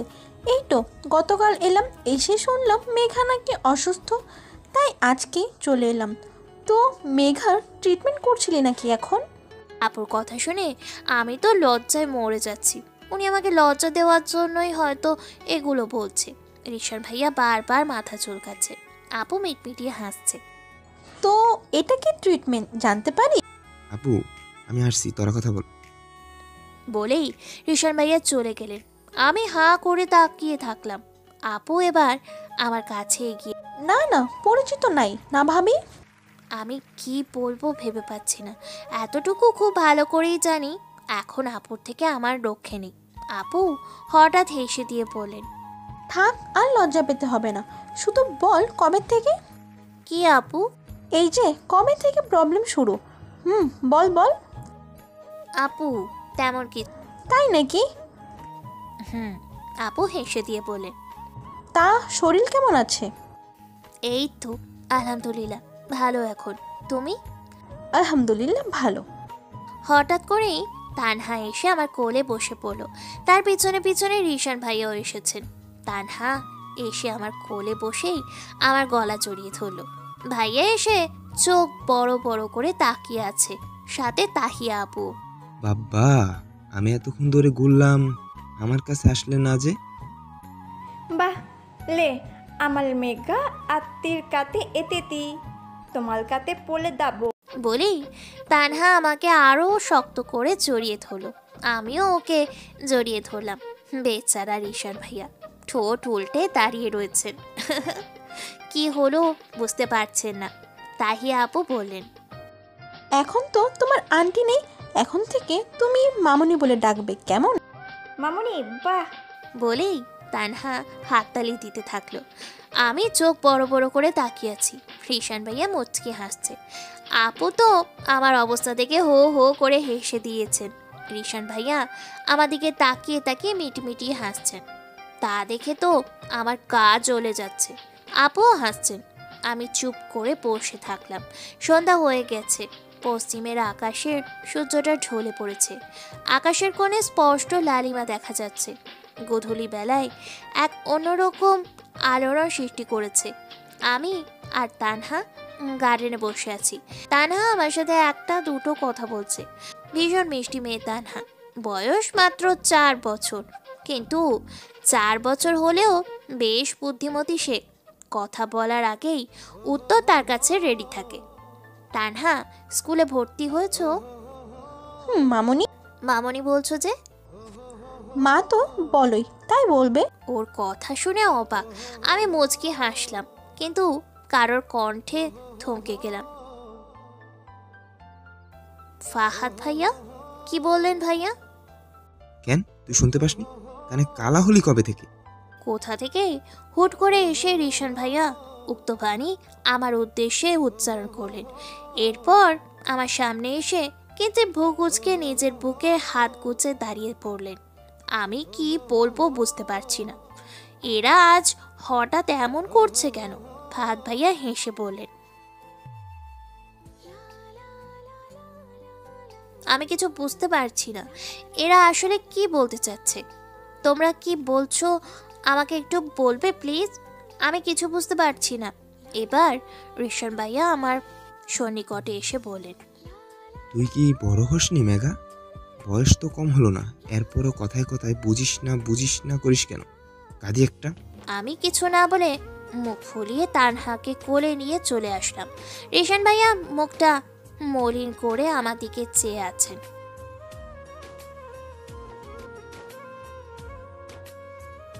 কেন কেন? মেঘপরি, তুই যখন রাগ করিস তোর মুখটা লাল টমেটোর মতো ফুলে যায়, একদম বাচ্চাদের মতো লাগে তোকে। উফ, কি বলছি আমি? তুই একটা বাচ্চাই, আমার ছোট মেঘপরি। আমার মনে তো তোর নামেই লেখা, নিজের অজান্তেই কখন লিখে ফেলেছি কে জানে। রুমে এসে মুখ ফুলিয়ে বসে আছি। ভাইয়া কি আমার সাথে সুন্দর করে কথা বলতে পারে না? আমার সাথে একটু হলেও মিষ্টি করে কথা বলতে পারে না? কি আমার ক্ষতি হয় আমার সাথে সুন্দর করে কথা বলতে? সে কি বলছে না আমাকে? আস্ত শয়তানের হাড্ডি একটা। কি মনে করে নিজেকে সে? আমার কথা বলবো না তার সাথে। জারি ছাড়া তো আমার সাথে কথা বলতেই পারে না। খুব রাগ হয়েছে তার উপর। ব্যালকনিতে গিয়ে চারপাশটা দেখতে লাগলাম। যখনই মন খারাপ হয় তখনই এই নিস্তব্ধ প্রকৃতির অপার সৌন্দর্য নীরবে অনুভব করি। মন তখন নিজেই ভালো হয়ে ওঠে। আমি বাহিরে তাকিয়ে আছি, সেই মুহূর্তেই নিজের কাছে আরেক সত্তা আবিষ্কার করলাম। একদম আমার সাথে মিশে দাঁড়িয়ে আছে। তাকে চিনতে আমার আর কষ্ট হলো না, চুপ করেই দাঁড়িয়ে থাকলাম। আজ যাই হোক, একটা শাস্তি তো দিব। আজ একটুও কথা বলবো না তার সাথে। সে যাই করুক, দেখুক কেমন লাগে। মেঘা, অনেক রেগে আছিস? আমি নিশ্চুপ। বেশি বলে ফেলেছি, sorry, I am really sorry. নিশ্চুপ। কথা বল না, কথা বলবি না? এমন চুপ করে আছিস যে? হঠাৎ করেই ভাই আমাকে কোলে তুলে নিলেন। আমি তো আকাশ থেকে পড়লাম। আমাকে কোলে নিয়ে রুম থেকে বেরিয়ে গেলেন। আমি আর চুপ থাকতে পারলাম না। ভাইয়া ছাড়ো, সবাই দেখবে। দেখুক না, আর এমনিতেও আর মাত্র কয়েকটা দিনই আছে, এরপর তো আর কোনো বাধা নেই। মানে কি বলছো তুমি? ভাইয়া প্লিজ ছাড়ো। কোথায় নিয়ে যাচ্ছ? কেউ দেখবে তো বলেই আমি লাফালাফি শুরু করে দিলাম। ভাইয়া এবার থেমে গেলেন আর ধমক দিয়ে বললেন, মেঘা, যদি আর লাফালাফি করিস একদম কোল থেকে ফেলে দিলেন। আমি লাফালাফি বন্ধ করে দিলাম। ভাইয়া আমাকে ছাদে নিয়ে গেলেন। ছাদে নিয়ে আমাকে কোল থেকে নামিয়ে দিলেন। আমি তো অবাক হয়ে সামনে তাকিয়ে আছি। এটা কি রিশান ভাইয়া? এগুলো কি সত্যি ভাইয়ার কাজ? ছাদটাকে খুব সুন্দর করে সাজানো হয়েছে। চারিদিকে বিভিন্ন ফুলের গাছ, ফুলের সুবাসে ভরে উঠেছে চারপাশ। সামনে দাঁড়িয়ে আছে চাচা, চাচি, লিসা, আবিদ ভাইয়া, ছোট মা, ফুপা, ফাহাদ ভাইয়া, তাহিয়া আপু, রিশান ভাইয়া, চাচা, চাচি সহ চেনা অচেনা অনেকে। সকলে একসাথে বলে উঠল, হ্যাপি বার্থডে মেঘা। আমি হাঁ করে তাকিয়ে থাকলাম। আজকে আমার জন্মদিন আর আমি নিজেই ভুলে গেছি। আমি ঠোঁট উল্টে রিশান ভাইয়ার দিকে তাকিয়ে থাকলাম। ভাইয়া এসে আমার নাক টেনে দিয়ে বললেন, হ্যাপি বার্থডে মেঘ পরি, এবার কেকটা কাট। আমি বেশ অবাক হচ্ছি। ভাইয়া এসব কখন করলো? এত অ্যারেঞ্জমেন্ট কখন হলো? রুহিটাও এসেছে এখানে। কিরে কেমন আছিস? তুই কখন এলি? তোকে কেন বলবো? ভীতিকে রাগী দৃষ্টিতে তাকাতেই ও গলে। এইভাবে তাকাচ্ছিস কেন? বিকেলে এসেছি, তুই তখন গার্ডেনে ছিলিস। রিসান ভাইয়া স্পষ্ট বলে দিয়েছে যাতে তুই কিছু না জানিস। তোকে সারপ্রাইজ দিতে চেয়েছিলেন। ঠোঁটের কোণে হাসি ফুটে উঠল। ভাইয়া আসলেই পাগল। কেমন আছিস আপু? লিসা, আমি ভালো আছি, তুই? এই তো ভালো। তা কেমন কাটছে দিন? ভালোই তো। এভাবে বলছিস কেন? কি হয়েছে? কিছু না ভাবি। Oh sorry. ভাবি? ভাবি বলছিস কেন? লিসা এবার আমাকে এড়িয়ে রুহির সাথে গল্প করতে বসে গেল। কিন্তু আমার মাথায় তো একটা কথাই ঘুর। কি বলতে চাইছিল ও? আমি এক কোণে একটা চেয়ারে বসে আছি। আমার চোখ দুটো রিশান ভাইয়াকে খুঁজছে। হঠাৎ কোথায় হারিয়ে গেলেন তিনি? দেখতে পেলাম তিনি ছাদের দরজা দিয়ে ভেতরে প্রবেশ করছেন। আমাদিকে দৃষ্টি নিবদ্ধ। আমি মন মরা হয়ে বসে আছি। আমাদিকে তাকিয়ে কিঞ্চিত ভ্রু কুঁচকে সে এসে আমার পাশে বসে। কি হয়েছে? মন খারাপ কেন? কিছু না। দেখ, ভালো করে বলছি, বলে দে। ভাইয়া, তোমরা কি আমার কাছ থেকে কিছু লুকাতে চাচ্ছ? ভাই আমাদিকে তাকিয়ে চেয়ে আছেন। হঠাৎ এই প্রশ্নের জন্য হয়তো উনি মোটেও প্রস্তুত ছিলেন না। কিছুক্ষণ তাকিয়ে থাকার পর তিনি বললেন, হ্যাঁ, একটা কথা তোকে বলা হয়নি, আর এখন আমি বলতে চাচ্ছি না। সময় হলেই জানতে পারবি। এসব নিয়ে মাথা ঘামাস না এখন। কি কথা ভাইয়া? ভাইয়া হেসে বললেন, সেটা সময় আসলেই বুঝতে পারবি। আজ অনেক দিন পর ভার্সিটিতে আসলাম। সেই ঘটনার পর আজ প্রথম ক্যাম্পাসে পা রাখতেই নিহা আপু দৌড়ে আসলো। এসেই ভাইয়াকে জড়িয়ে ধরে নাটক শুরু করে দিল। ভাইয়ার সাথে আঠার মতো লেগে আছে এই মেয়েটা। একেবারে অসহ্য একটা মেয়ে। এই মেয়ের মতো নির্লজ্জ দুইটা দেখিনি আমি। মিস ইউ বেবি, কোথায় ছিলে তুমি? এতদিন কেন আসোনি? জানো তোমার জন্য আমি পাগল হয়ে গিয়েছিলাম। একটা কলও রিসিভ করো না। কেন এমন করছো তুমি? তার ন্যাকামি আর সইছে না। ভাইয়ার দিকে তাকালাম। তিনিও হয়তো এই ঘটনার জন্য প্রস্তুত ছিলেন না। আমি রাগে গজগজ করতে করতে ক্লাসরুমের দিকে পা বাড়ালাম। পিছন থেকে ভাইয়া ডাকছে, এগা শোন। ভাইয়ার কথায় কোনো পাত্তা না দিয়ে ক্লাসের দিকে চলে গেলাম। ভাইয়া অনেকবার ডেকেছে, আমি পিছন ফিরে একবারও তাকাইনি। মনে মনে অভিমানের পাহাড় করছি। সে কি আমাকে বোঝে না? আমার অনুভূতিগুলো যে বদলে গেছে, আমার পথ চলা যে তাকে ঘিরে, এটা কি একটুও বোঝে না সে? আমি যে তাকে ছাড়া আর থাকতে পারবো না। তাহলে এমন কেন? পিছন থেকে বারবার মেঘাকে ডেকে চলেছে রিশান, কিন্তু মেঘা কি তা কানে নেই? সে মুখ ফুলিয়ে সামনের দিকেই এগিয়ে যাচ্ছে। রিশান খুব ভালো করেই বুঝতে পেরেছে তার মেঘবরি তার উপর রেগে আছে। তার মেঘবরি কি তাকে ভালোবাসা শুরু করে দিল? ঠোঁটের কোণে হাসি ফুটে উঠল তার। মেঘার পিছু পিছু যেতে নিল সে, কিন্তু হঠাৎ তার ফোনটা বেজে উঠল। সে থমকে দাঁড়ালো। আননোন নাম্বার থেকে ফোন এসেছে। হ্যালো, কে বলছেন?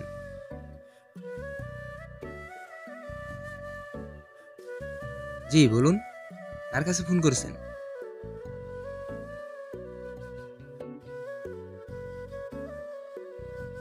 কি বলছেন আপনি? কে আপনি?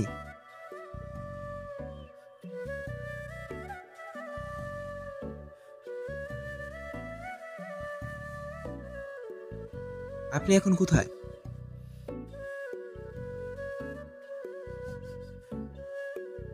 আচ্ছা আমি আসছি। মেঘার বিপদ। কি বলছে সে? ক্লাসে এসে বসলাম, একদমই ভালো লাগছে না। হঠাৎ রুহি কোথা থেকে এসে আমার পাশে বসে পড়ল। কি রে, কি হয়েছে? না কিছু। মন কেন? রুহি, আমি রিশান ভাইয়াকে ভালোবাসি। কিছু না ভেবেই একদমই বলে দিলাম আমি। রুহি আমার দিকে বড় বড় চোখ করে তাকিয়ে আছে। তুই রিশান ভাইয়াকে ভালোবাসিস? আগে বললি না তো। ভাইয়া জানে? জানি না, আমি তাকে ভালোবাসি, খুব বেশি ভালোবাসি। আমি তাকে ছাড়া থাকতে পারবো না। কিন্তু কিন্তু কিন্তু কি? ভাইয়া কি আমাকে ভালোবাসে? রুহি আমার মুখ ওর দিকে ফিরিয়ে দিয়ে বলল, মেঘাকে ভালোবাসবে না? এটা ইম্পসিবল। তোর মতো একটা মিষ্টি মেয়েকে কেউ কখনো অপছন্দ করে থাকতে পারে? দেখবি ভাইয়া তোকে ভালোবাসে। আর জানিস, যখন তোকে পাওয়া যাচ্ছিল না, ভাইয়া তো পাগল হয়ে গিয়েছিল। আই থিঙ্ক ভাইয়া তোকে আগে থেকেই ভালোবাসে। রুহির কথা শুনে ভাবনার জগতে ডুবে গেলাম। ভাইয়া কি আমাকে ভালোবাসে? ক্লাস শেষে বাড়ি ফেরার সময় হয়ে এসেছে, কিন্তু রিশান ভাইয়াকে দেখছি না। তিনি কোথায়? ভার্সিটিতে নেই। ভাইয়াকে খুঁজে খুঁজে ক্লান্ত। পুরো ভার্সিটিতে দেখছি, কিন্তু ভাইয়া নেই। মন খারাপ করে একাই বাসায় ফিরে আসলাম। বাসায় আসতেই খেয়াল হলো ছোট মায়ের মলিন মুখটা। ছোট মা মুখ মলিন করে রেখেছেন। কি হয়েছে ওনার? বাড়িতে প্রবেশ করে দেখতে পেলাম নীরব ভাইয়ার সাথে তার বাবা মা সবাই সোফায় বসে আছে। ফুপা তাদের সাথে টুকিটাকি কথা বলছেন। ছোট মা, ওনারা কেন এসেছেন? ছোট মা হালকা হাসার ভান করে বললেন, তোর বিয়ের প্রস্তাব নিয়ে এসেছে। নীরব নাকি তোকে ভালোবাসে। কি? আমার বিয়ে? নীরব ভাই আমাকে ভালোবাসে? হ্যাঁ মা। বলে ছোট মা চলে গেলেন। আমি কি করব বুঝতে পারছি না। আমি রিশান ভাইয়াকে ভালোবাসি, আমি তো তাকে চাই। ভাইয়া, রিশান ভাইয়া কোথায়? সে কি জানে না এগুলো কি হচ্ছে? দৌড়ে রিশান ভাইয়ার ঘরে চলে গেলাম। রিশান ভাইয়া, কিছু বলবে না এদের? এরা কেন এসেছে? ঘরে যেই বলতে শুরু করলাম, ভাইয়া ওরা কেন এসেছে, ওদের চলে যেতে বলো। কিন্তু ভাইয়া তার ঘরে নেই। কোথায় উনি? এখন কি হবে? ব্যালকনিতে খুঁজতে গেলাম, তিনি সেখানেও নেই। তবে কি ভাইয়া বাড়ি নেই? শুনতে পাচ্ছি নিচ থেকে ছোট মা ডাকছে, মেঘা মা এদিকে আয় তো।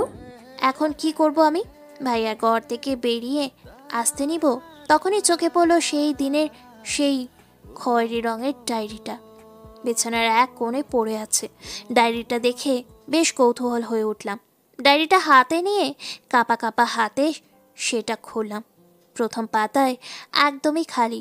পরের পাতায় ভাইয়ার নাম, ঠিকানা আর তার পছন্দ সম্পর্কে লেখা।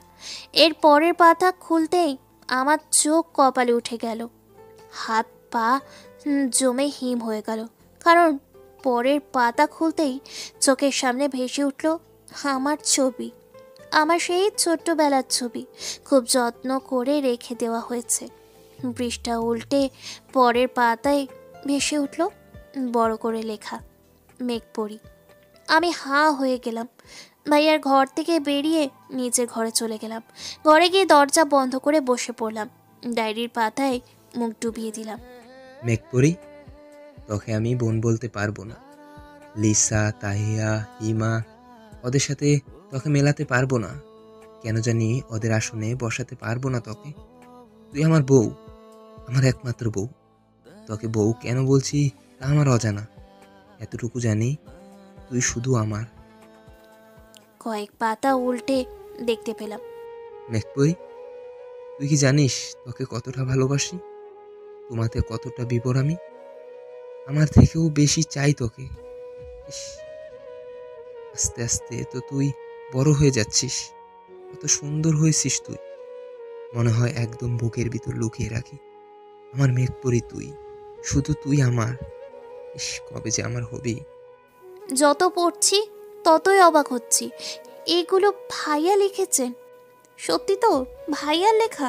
বুকের ভিতর হেলো পাথারি ঢেউ বইছে। এগুলো আমার আশার বাহিরে ছিল। আমার মেঘপরিটা তো বড় হয়ে যাচ্ছে।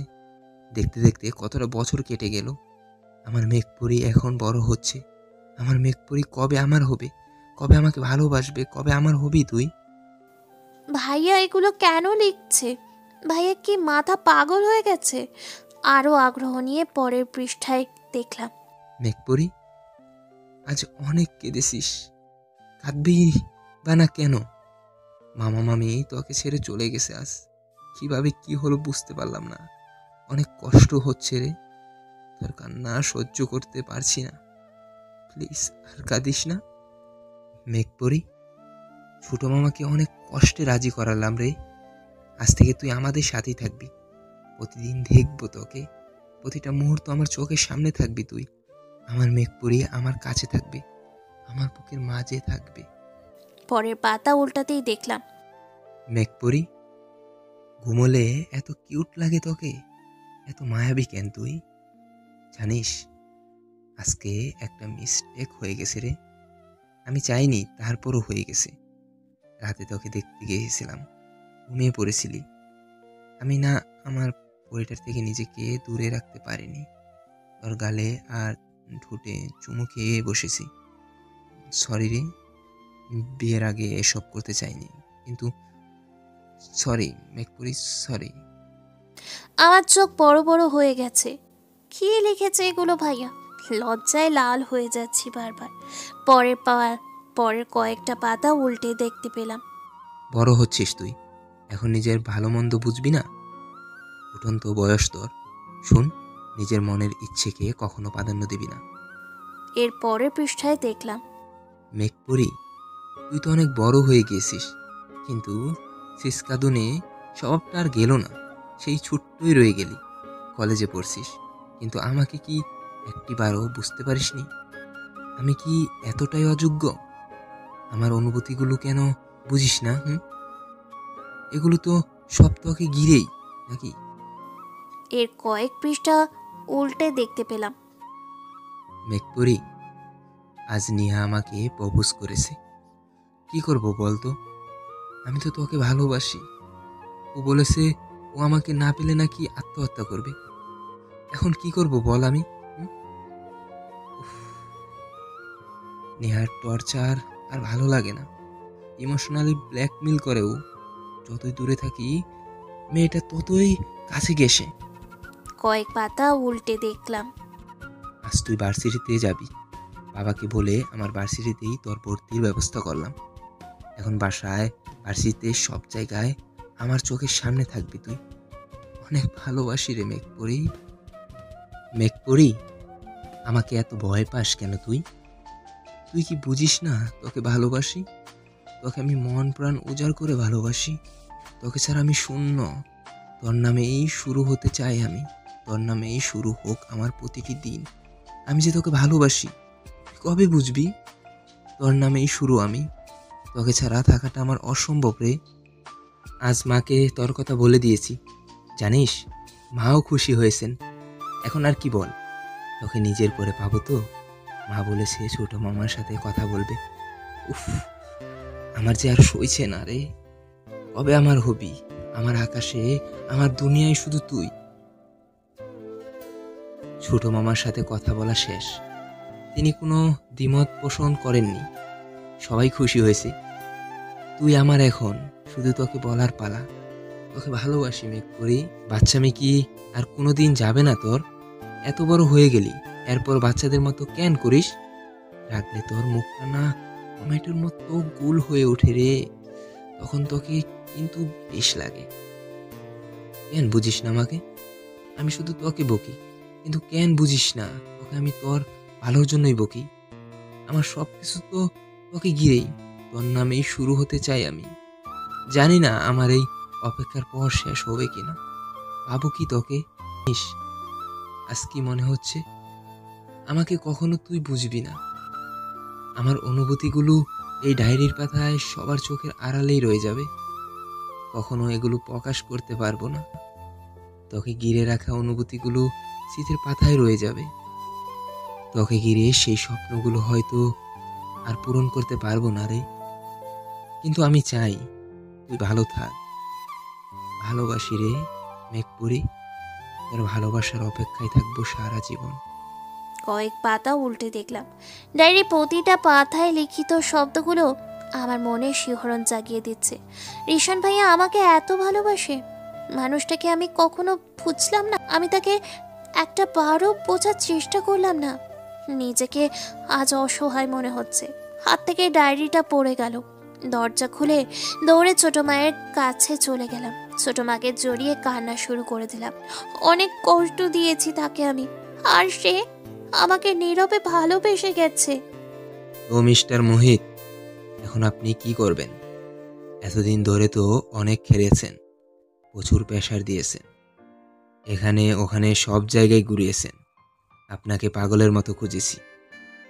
আমাকে পাগল করে দিয়েছেন আপনি। আমার মেঘপরিকে কষ্ট দিয়েছেন। ওর শরীর থেকে রক্ত জড়িয়েছেন। এখন আপনাকে কি করব বলুন তো? রক্তাক্ত অবস্থায় পড়ে থাকা ব্যক্তিটিকে উদ্দেশ্য করে কথাগুলো সামনের ব্যক্তিটির কণ্ঠস্বর থেকে স্পষ্ট কাতর ধমনী শোনা যাচ্ছে। ব্যথায় বারবার কুকড়ে উঠছে সে, আর উঠবেই বার না কেন। রাগের বসে ইচ্ছামতো তাকে উত্তম মাধ্যম দিয়েছে দিশা। মাথা ফেটে রক্ত ঝরছে তার। অর্ধমিত অবস্থায় সে আস্তে আস্তে বলল, আমার ভুল হয়ে গেছে, মাফ করে দাও। ভুল হয়ে গেছে, মাফ করে দিব? এসব আগে ভাবিসনি? এই ইহনাব আফসান যে ভয়ঙ্কর হতে পারে তুই জানিস? তুই আমার মেঘপরীকে কষ্ট দিয়েছিস, তুই আমার কলিজায় হাত দিয়েছিস, তোকে আমি ছেড়ে দিব? কিভাবে ভাবলি? আমার হাত থেকে তোর কোনো রক্ষা নেই। কেন করলি বল? রাগে গর্জে উঠল রিশান। কেন ওর সাথে এমন করলি বল? কি ক্ষতি করেছিল ও তোর? কি শত্রুতা ওর সাথে? বলি লোকটির গাল চেপে ধরল রিশান। লোকটি কাতর স্বরে বলল, বলছি বল। আমি মেঘার বাবার অফিসে চাকরি করতাম। প্রথমে ছোটখাটো একটা পদে চাকরি পাই, কিন্তু আমার কাজ আর আমার সততা দেখে আমার প্রমোশন হতে থাকে। আস্তে আস্তে কোম্পানির খুব ঘনিষ্ঠ হয়ে উঠি আমি। কোম্পানির অনেক দায়িত্ব আমাকে দেওয়া হয়, আমি আমার মতন দায়িত্ব পালন করছিলাম। কিন্তু হঠাৎই লোভ নামক জিনিসটা আমার উপর ভর করে। আস্তে আস্তে এই প্রপার্টির মালিক হওয়ার তীব্র আকাঙ্ক্ষা আমার মধ্যে জন্মাতে থাকে। এই বিশাল সম্পত্তি আমি একা ভোগ করতে চেয়েছিলাম, কিন্তু সবটা ছিল ওই মেঘার বাবার হাতে। আমাকে বিশ্বাস করলেও কখনো আমার ওপর কোম্পানির ভার ছেড়ে দেয়নি। আমি লোভে প্রায় অন্ধ হয়ে গেছি। হঠাৎ আমার মাথায় একটা বুদ্ধি আসে, একদম উড়িয়ে দিই তাদের বিবাহবার্ষিকীর অনুষ্ঠানে একদম উড়িয়ে দিই তাদের। প্রথমে তো ভেবেছিলাম মা বাবা মেয়ে সব শেষ, কিন্তু দেখি না, মেয়ে বেঁচে আছে, শুধুমাত্র তোর জন্য বেঁচে গেছে। এরপর আর কি করার, ওরে মারার প্ল্যান করতে থাকি। কিন্তু না, আমি সফল হতে পারলাম না। ওর বাবা অনেক আগেই মেঘার নামে সব উইল করে রেখে গেছে। মেঘার 18 বছর পূর্ণ হলেই ওকে ওর সব সম্পত্তি বুঝিয়ে দেওয়া হবে, আর এর আগে ওর কিছু হলে কোম্পানির ট্রাস্টের হাতে চলে যাবে। এই কথাই আমার মাথায় আকাশ ভেঙে পড়ে। নিজেকে কন্ট্রোল করতে দিন গুনতে থাকি। অবশেষে আমার অপেক্ষার প্রহর শেষ হয়, কিন্তু আমার সব প্ল্যানে পানি ঢেলে দিস তুই সবসময় মেঘাকে বাঁচিয়ে নিস। এরপর হঠাৎ একদিন সুযোগ হয়, মেঘাকে নিজের আন্ডারে নিয়ে যায়, কিন্তু তুই ওকে বাঁচিয়ে নিস। ওকে মারার প্ল্যান করি আমি, আর সব প্ল্যানে জল ফেলিস তুই। মোহিত আর কিছু বলতে পারল না। এর আগে ওর মুখে এক ঘুষি বসিয়ে দিল রিশান। তার মেঘপরীকে নিয়ে এত ষড়যন্ত্র। হঠাৎ সে অস্থির হয়ে উঠল। মেঘপরীর কথা মনে হতেই তার ভিতর উথাল পাতাল ঢেউ বইছে। তার মেঘপরী এখন কোথায়? কাউকে ফোন করে কিছু বলল না সে। তার অস্থিরতা বাড়ছে। সে যে তার মেঘপরীর কাছে যেতে চাইছে। কিছুক্ষণ পরে পুলিশ সেখানে উপস্থিত হলো। পুলিশের হাতে মোহিতকে দিয়ে বেরিয়ে পড়ল সে। বাড়ি ফেরি রিশান মেঘাকে খুঁজতে থাকে। কোথায় তার মেঘপরী? সারা বাড়ি খুঁজেও কোথাও তার মেঘপরীকে দেখতে পেল না সে। অবশেষে মায়ের কাছে গেল সে। মা বসে বসে ফোনে কার সাথে যেন কথা। মা, মেঘা কোথায়? মেঘা তো লিসাদের বাড়ি। লিসাদের বাড়ি কেন? ও ওখানে গেছে কেন? বলি রিশান বেরিয়ে পড়ল। পেছন থেকে তার মা তাকে ডেকে বলল, রিশান, এখন তুমি তার ওদিকে যাবে না, মেঘা আজ ওখানেই থাকবে। কেন মা? ওকে ছাড়া আমি থাকতে পারবো না যে। আমি যে মেঘাহীন কাল তোমাদের বিয়ে, কাল আমি নতুন বউ আনতে যাচ্ছি। মেঘাকে এবারের বউ করে নিয়ে আসবো। রিশান তার মায়ের দিকে বিস্মিত নয়নে তাকিয়ে থাকে। কি বলেছে সে? সে কি কানে ঠিক শুনেছে? তার মা কি বলেছে তাকে? মেঘা কি জানে তার মেঘপরী তার হবে? কি বলছো তুমি? হ্যাঁ, ঠিক বলছি। আগামীকাল তোমাদের বিয়ে। মা, মেঘা ও নিয়ে তোকে ভাবতে হবে না। রিশানের চোখ মুখে বিশ্বজয়ের উল্লাস প্রকাশ পেল। তার মেঘপরীকে নিজের করে পাবে, তাহলে কি শেষ হবে তার অপেক্ষার প্রহর? মেঘপরী, ভালোবাসি রে, অনেক ভালোবাসি তোকে। তোর শহরে নিজেকে হারাতে চাই, তোর মাঝেই নিজেকে হারাতে চাই, তোর নামে শুরু হতে চাই। দিবি কি আমায় সেই সুযোগ? তোকে ছাড়া ভালো লাগছে না রে। অবশেষে সেই কাঙ্ক্ষিত দিনটি চলেই আসলো। আজ সেই দিনটি চলেই আসলো। এক নতুন জীবনে পথ চলা শুরু হবে আমার। তার সাথে পথ চলা শুরু হবে আমার। নিজেকে তার রঙে রাঙিয়ে দিব, নিজেকে তার মাঝে বিলীন করে দিব, নিজেকে তার ভালোবাসায় রঙে রাঙিয়ে দিব। বধূর সাজে সজ্জিত আমি। আমার হাত রাঙানো মেহেন্দি রঙে, সাথে কাছের চুড়ি সমারহার। সবাই মিলে সাজিয়ে দিচ্ছে বধূর সাজে। বাহ, আজকে তো মেঘাকে পরীর মতো লাগছে। একদম ঠিক বলেছ। রেশান ভাইয়া দেখলে তো একদম পাগল হয়ে যাবে। সত্যিই পরীর মতো একটা ভাবি পেলাম। সত্যি মেঘপরি, আমার বিশ্বাস হচ্ছে না তুই সত্যি আমার। তার মুখ থেকে এ কথা শুনে আমি তাজ্জব বনে গেলাম। কি বলছেন উনি? হাঁ হয়ে তাকিয়ে আছি তার দিকে। তিনি হাসলেন। তার মুখে বউ ডাক শুনে নিজের মাঝে কেমন যেন ভালো লাগা কাজ করছে। হ্যাঁ, আজ আমি তার বউ, তার অর্ধাঙ্গিনী, তার পথ চলার সঙ্গী। অনেক ভালোবাসি রে, তোকে অনেক ভালোবাসি। আমার অনুভূতিগুলো তো তোকে ঘিরেই। তোর নামেই শুরু হতে চাই নতুন পথ চলা। তোকে ঘিরেই শুরু হোক আমার প্রতিটি সকাল। তোর মাঝেই হারিয়ে যেতে চাই আমি। তোকে নিয়ে হোক আমার নতুন পথ চলা। তবে শেষ হবে কি আমার অপেক্ষার প্রহর? আমার হবি কি তুই? দিবি কি সেই সুযোগ? আজ তবে আর কোনো বাধা দিলাম না। আজ হোক না তার সকল আকাঙ্ক্ষা পূরণ। আজ না হয় পূর্ণতা পাক তার ভালোবাসা। শুরু হোক আমাদের নতুন সম্পর্কটা। নিজেকে তার রঙে রাঙিয়ে নেই। পূর্ণতা পাক তার ভালোবাসার। সমাপ্ত। গল্পটা কেমন লাগলো আশা করি সবাই কমেন্টে জানাবেন। আর গল্পটা যদি ভালো লেগে থাকে তাহলে সবাই সুন্দর সুন্দর করে কমেন্ট করবে। ধন্যবাদ। পরবর্তী গল্প আসছে অতি তাড়াতাড়ি।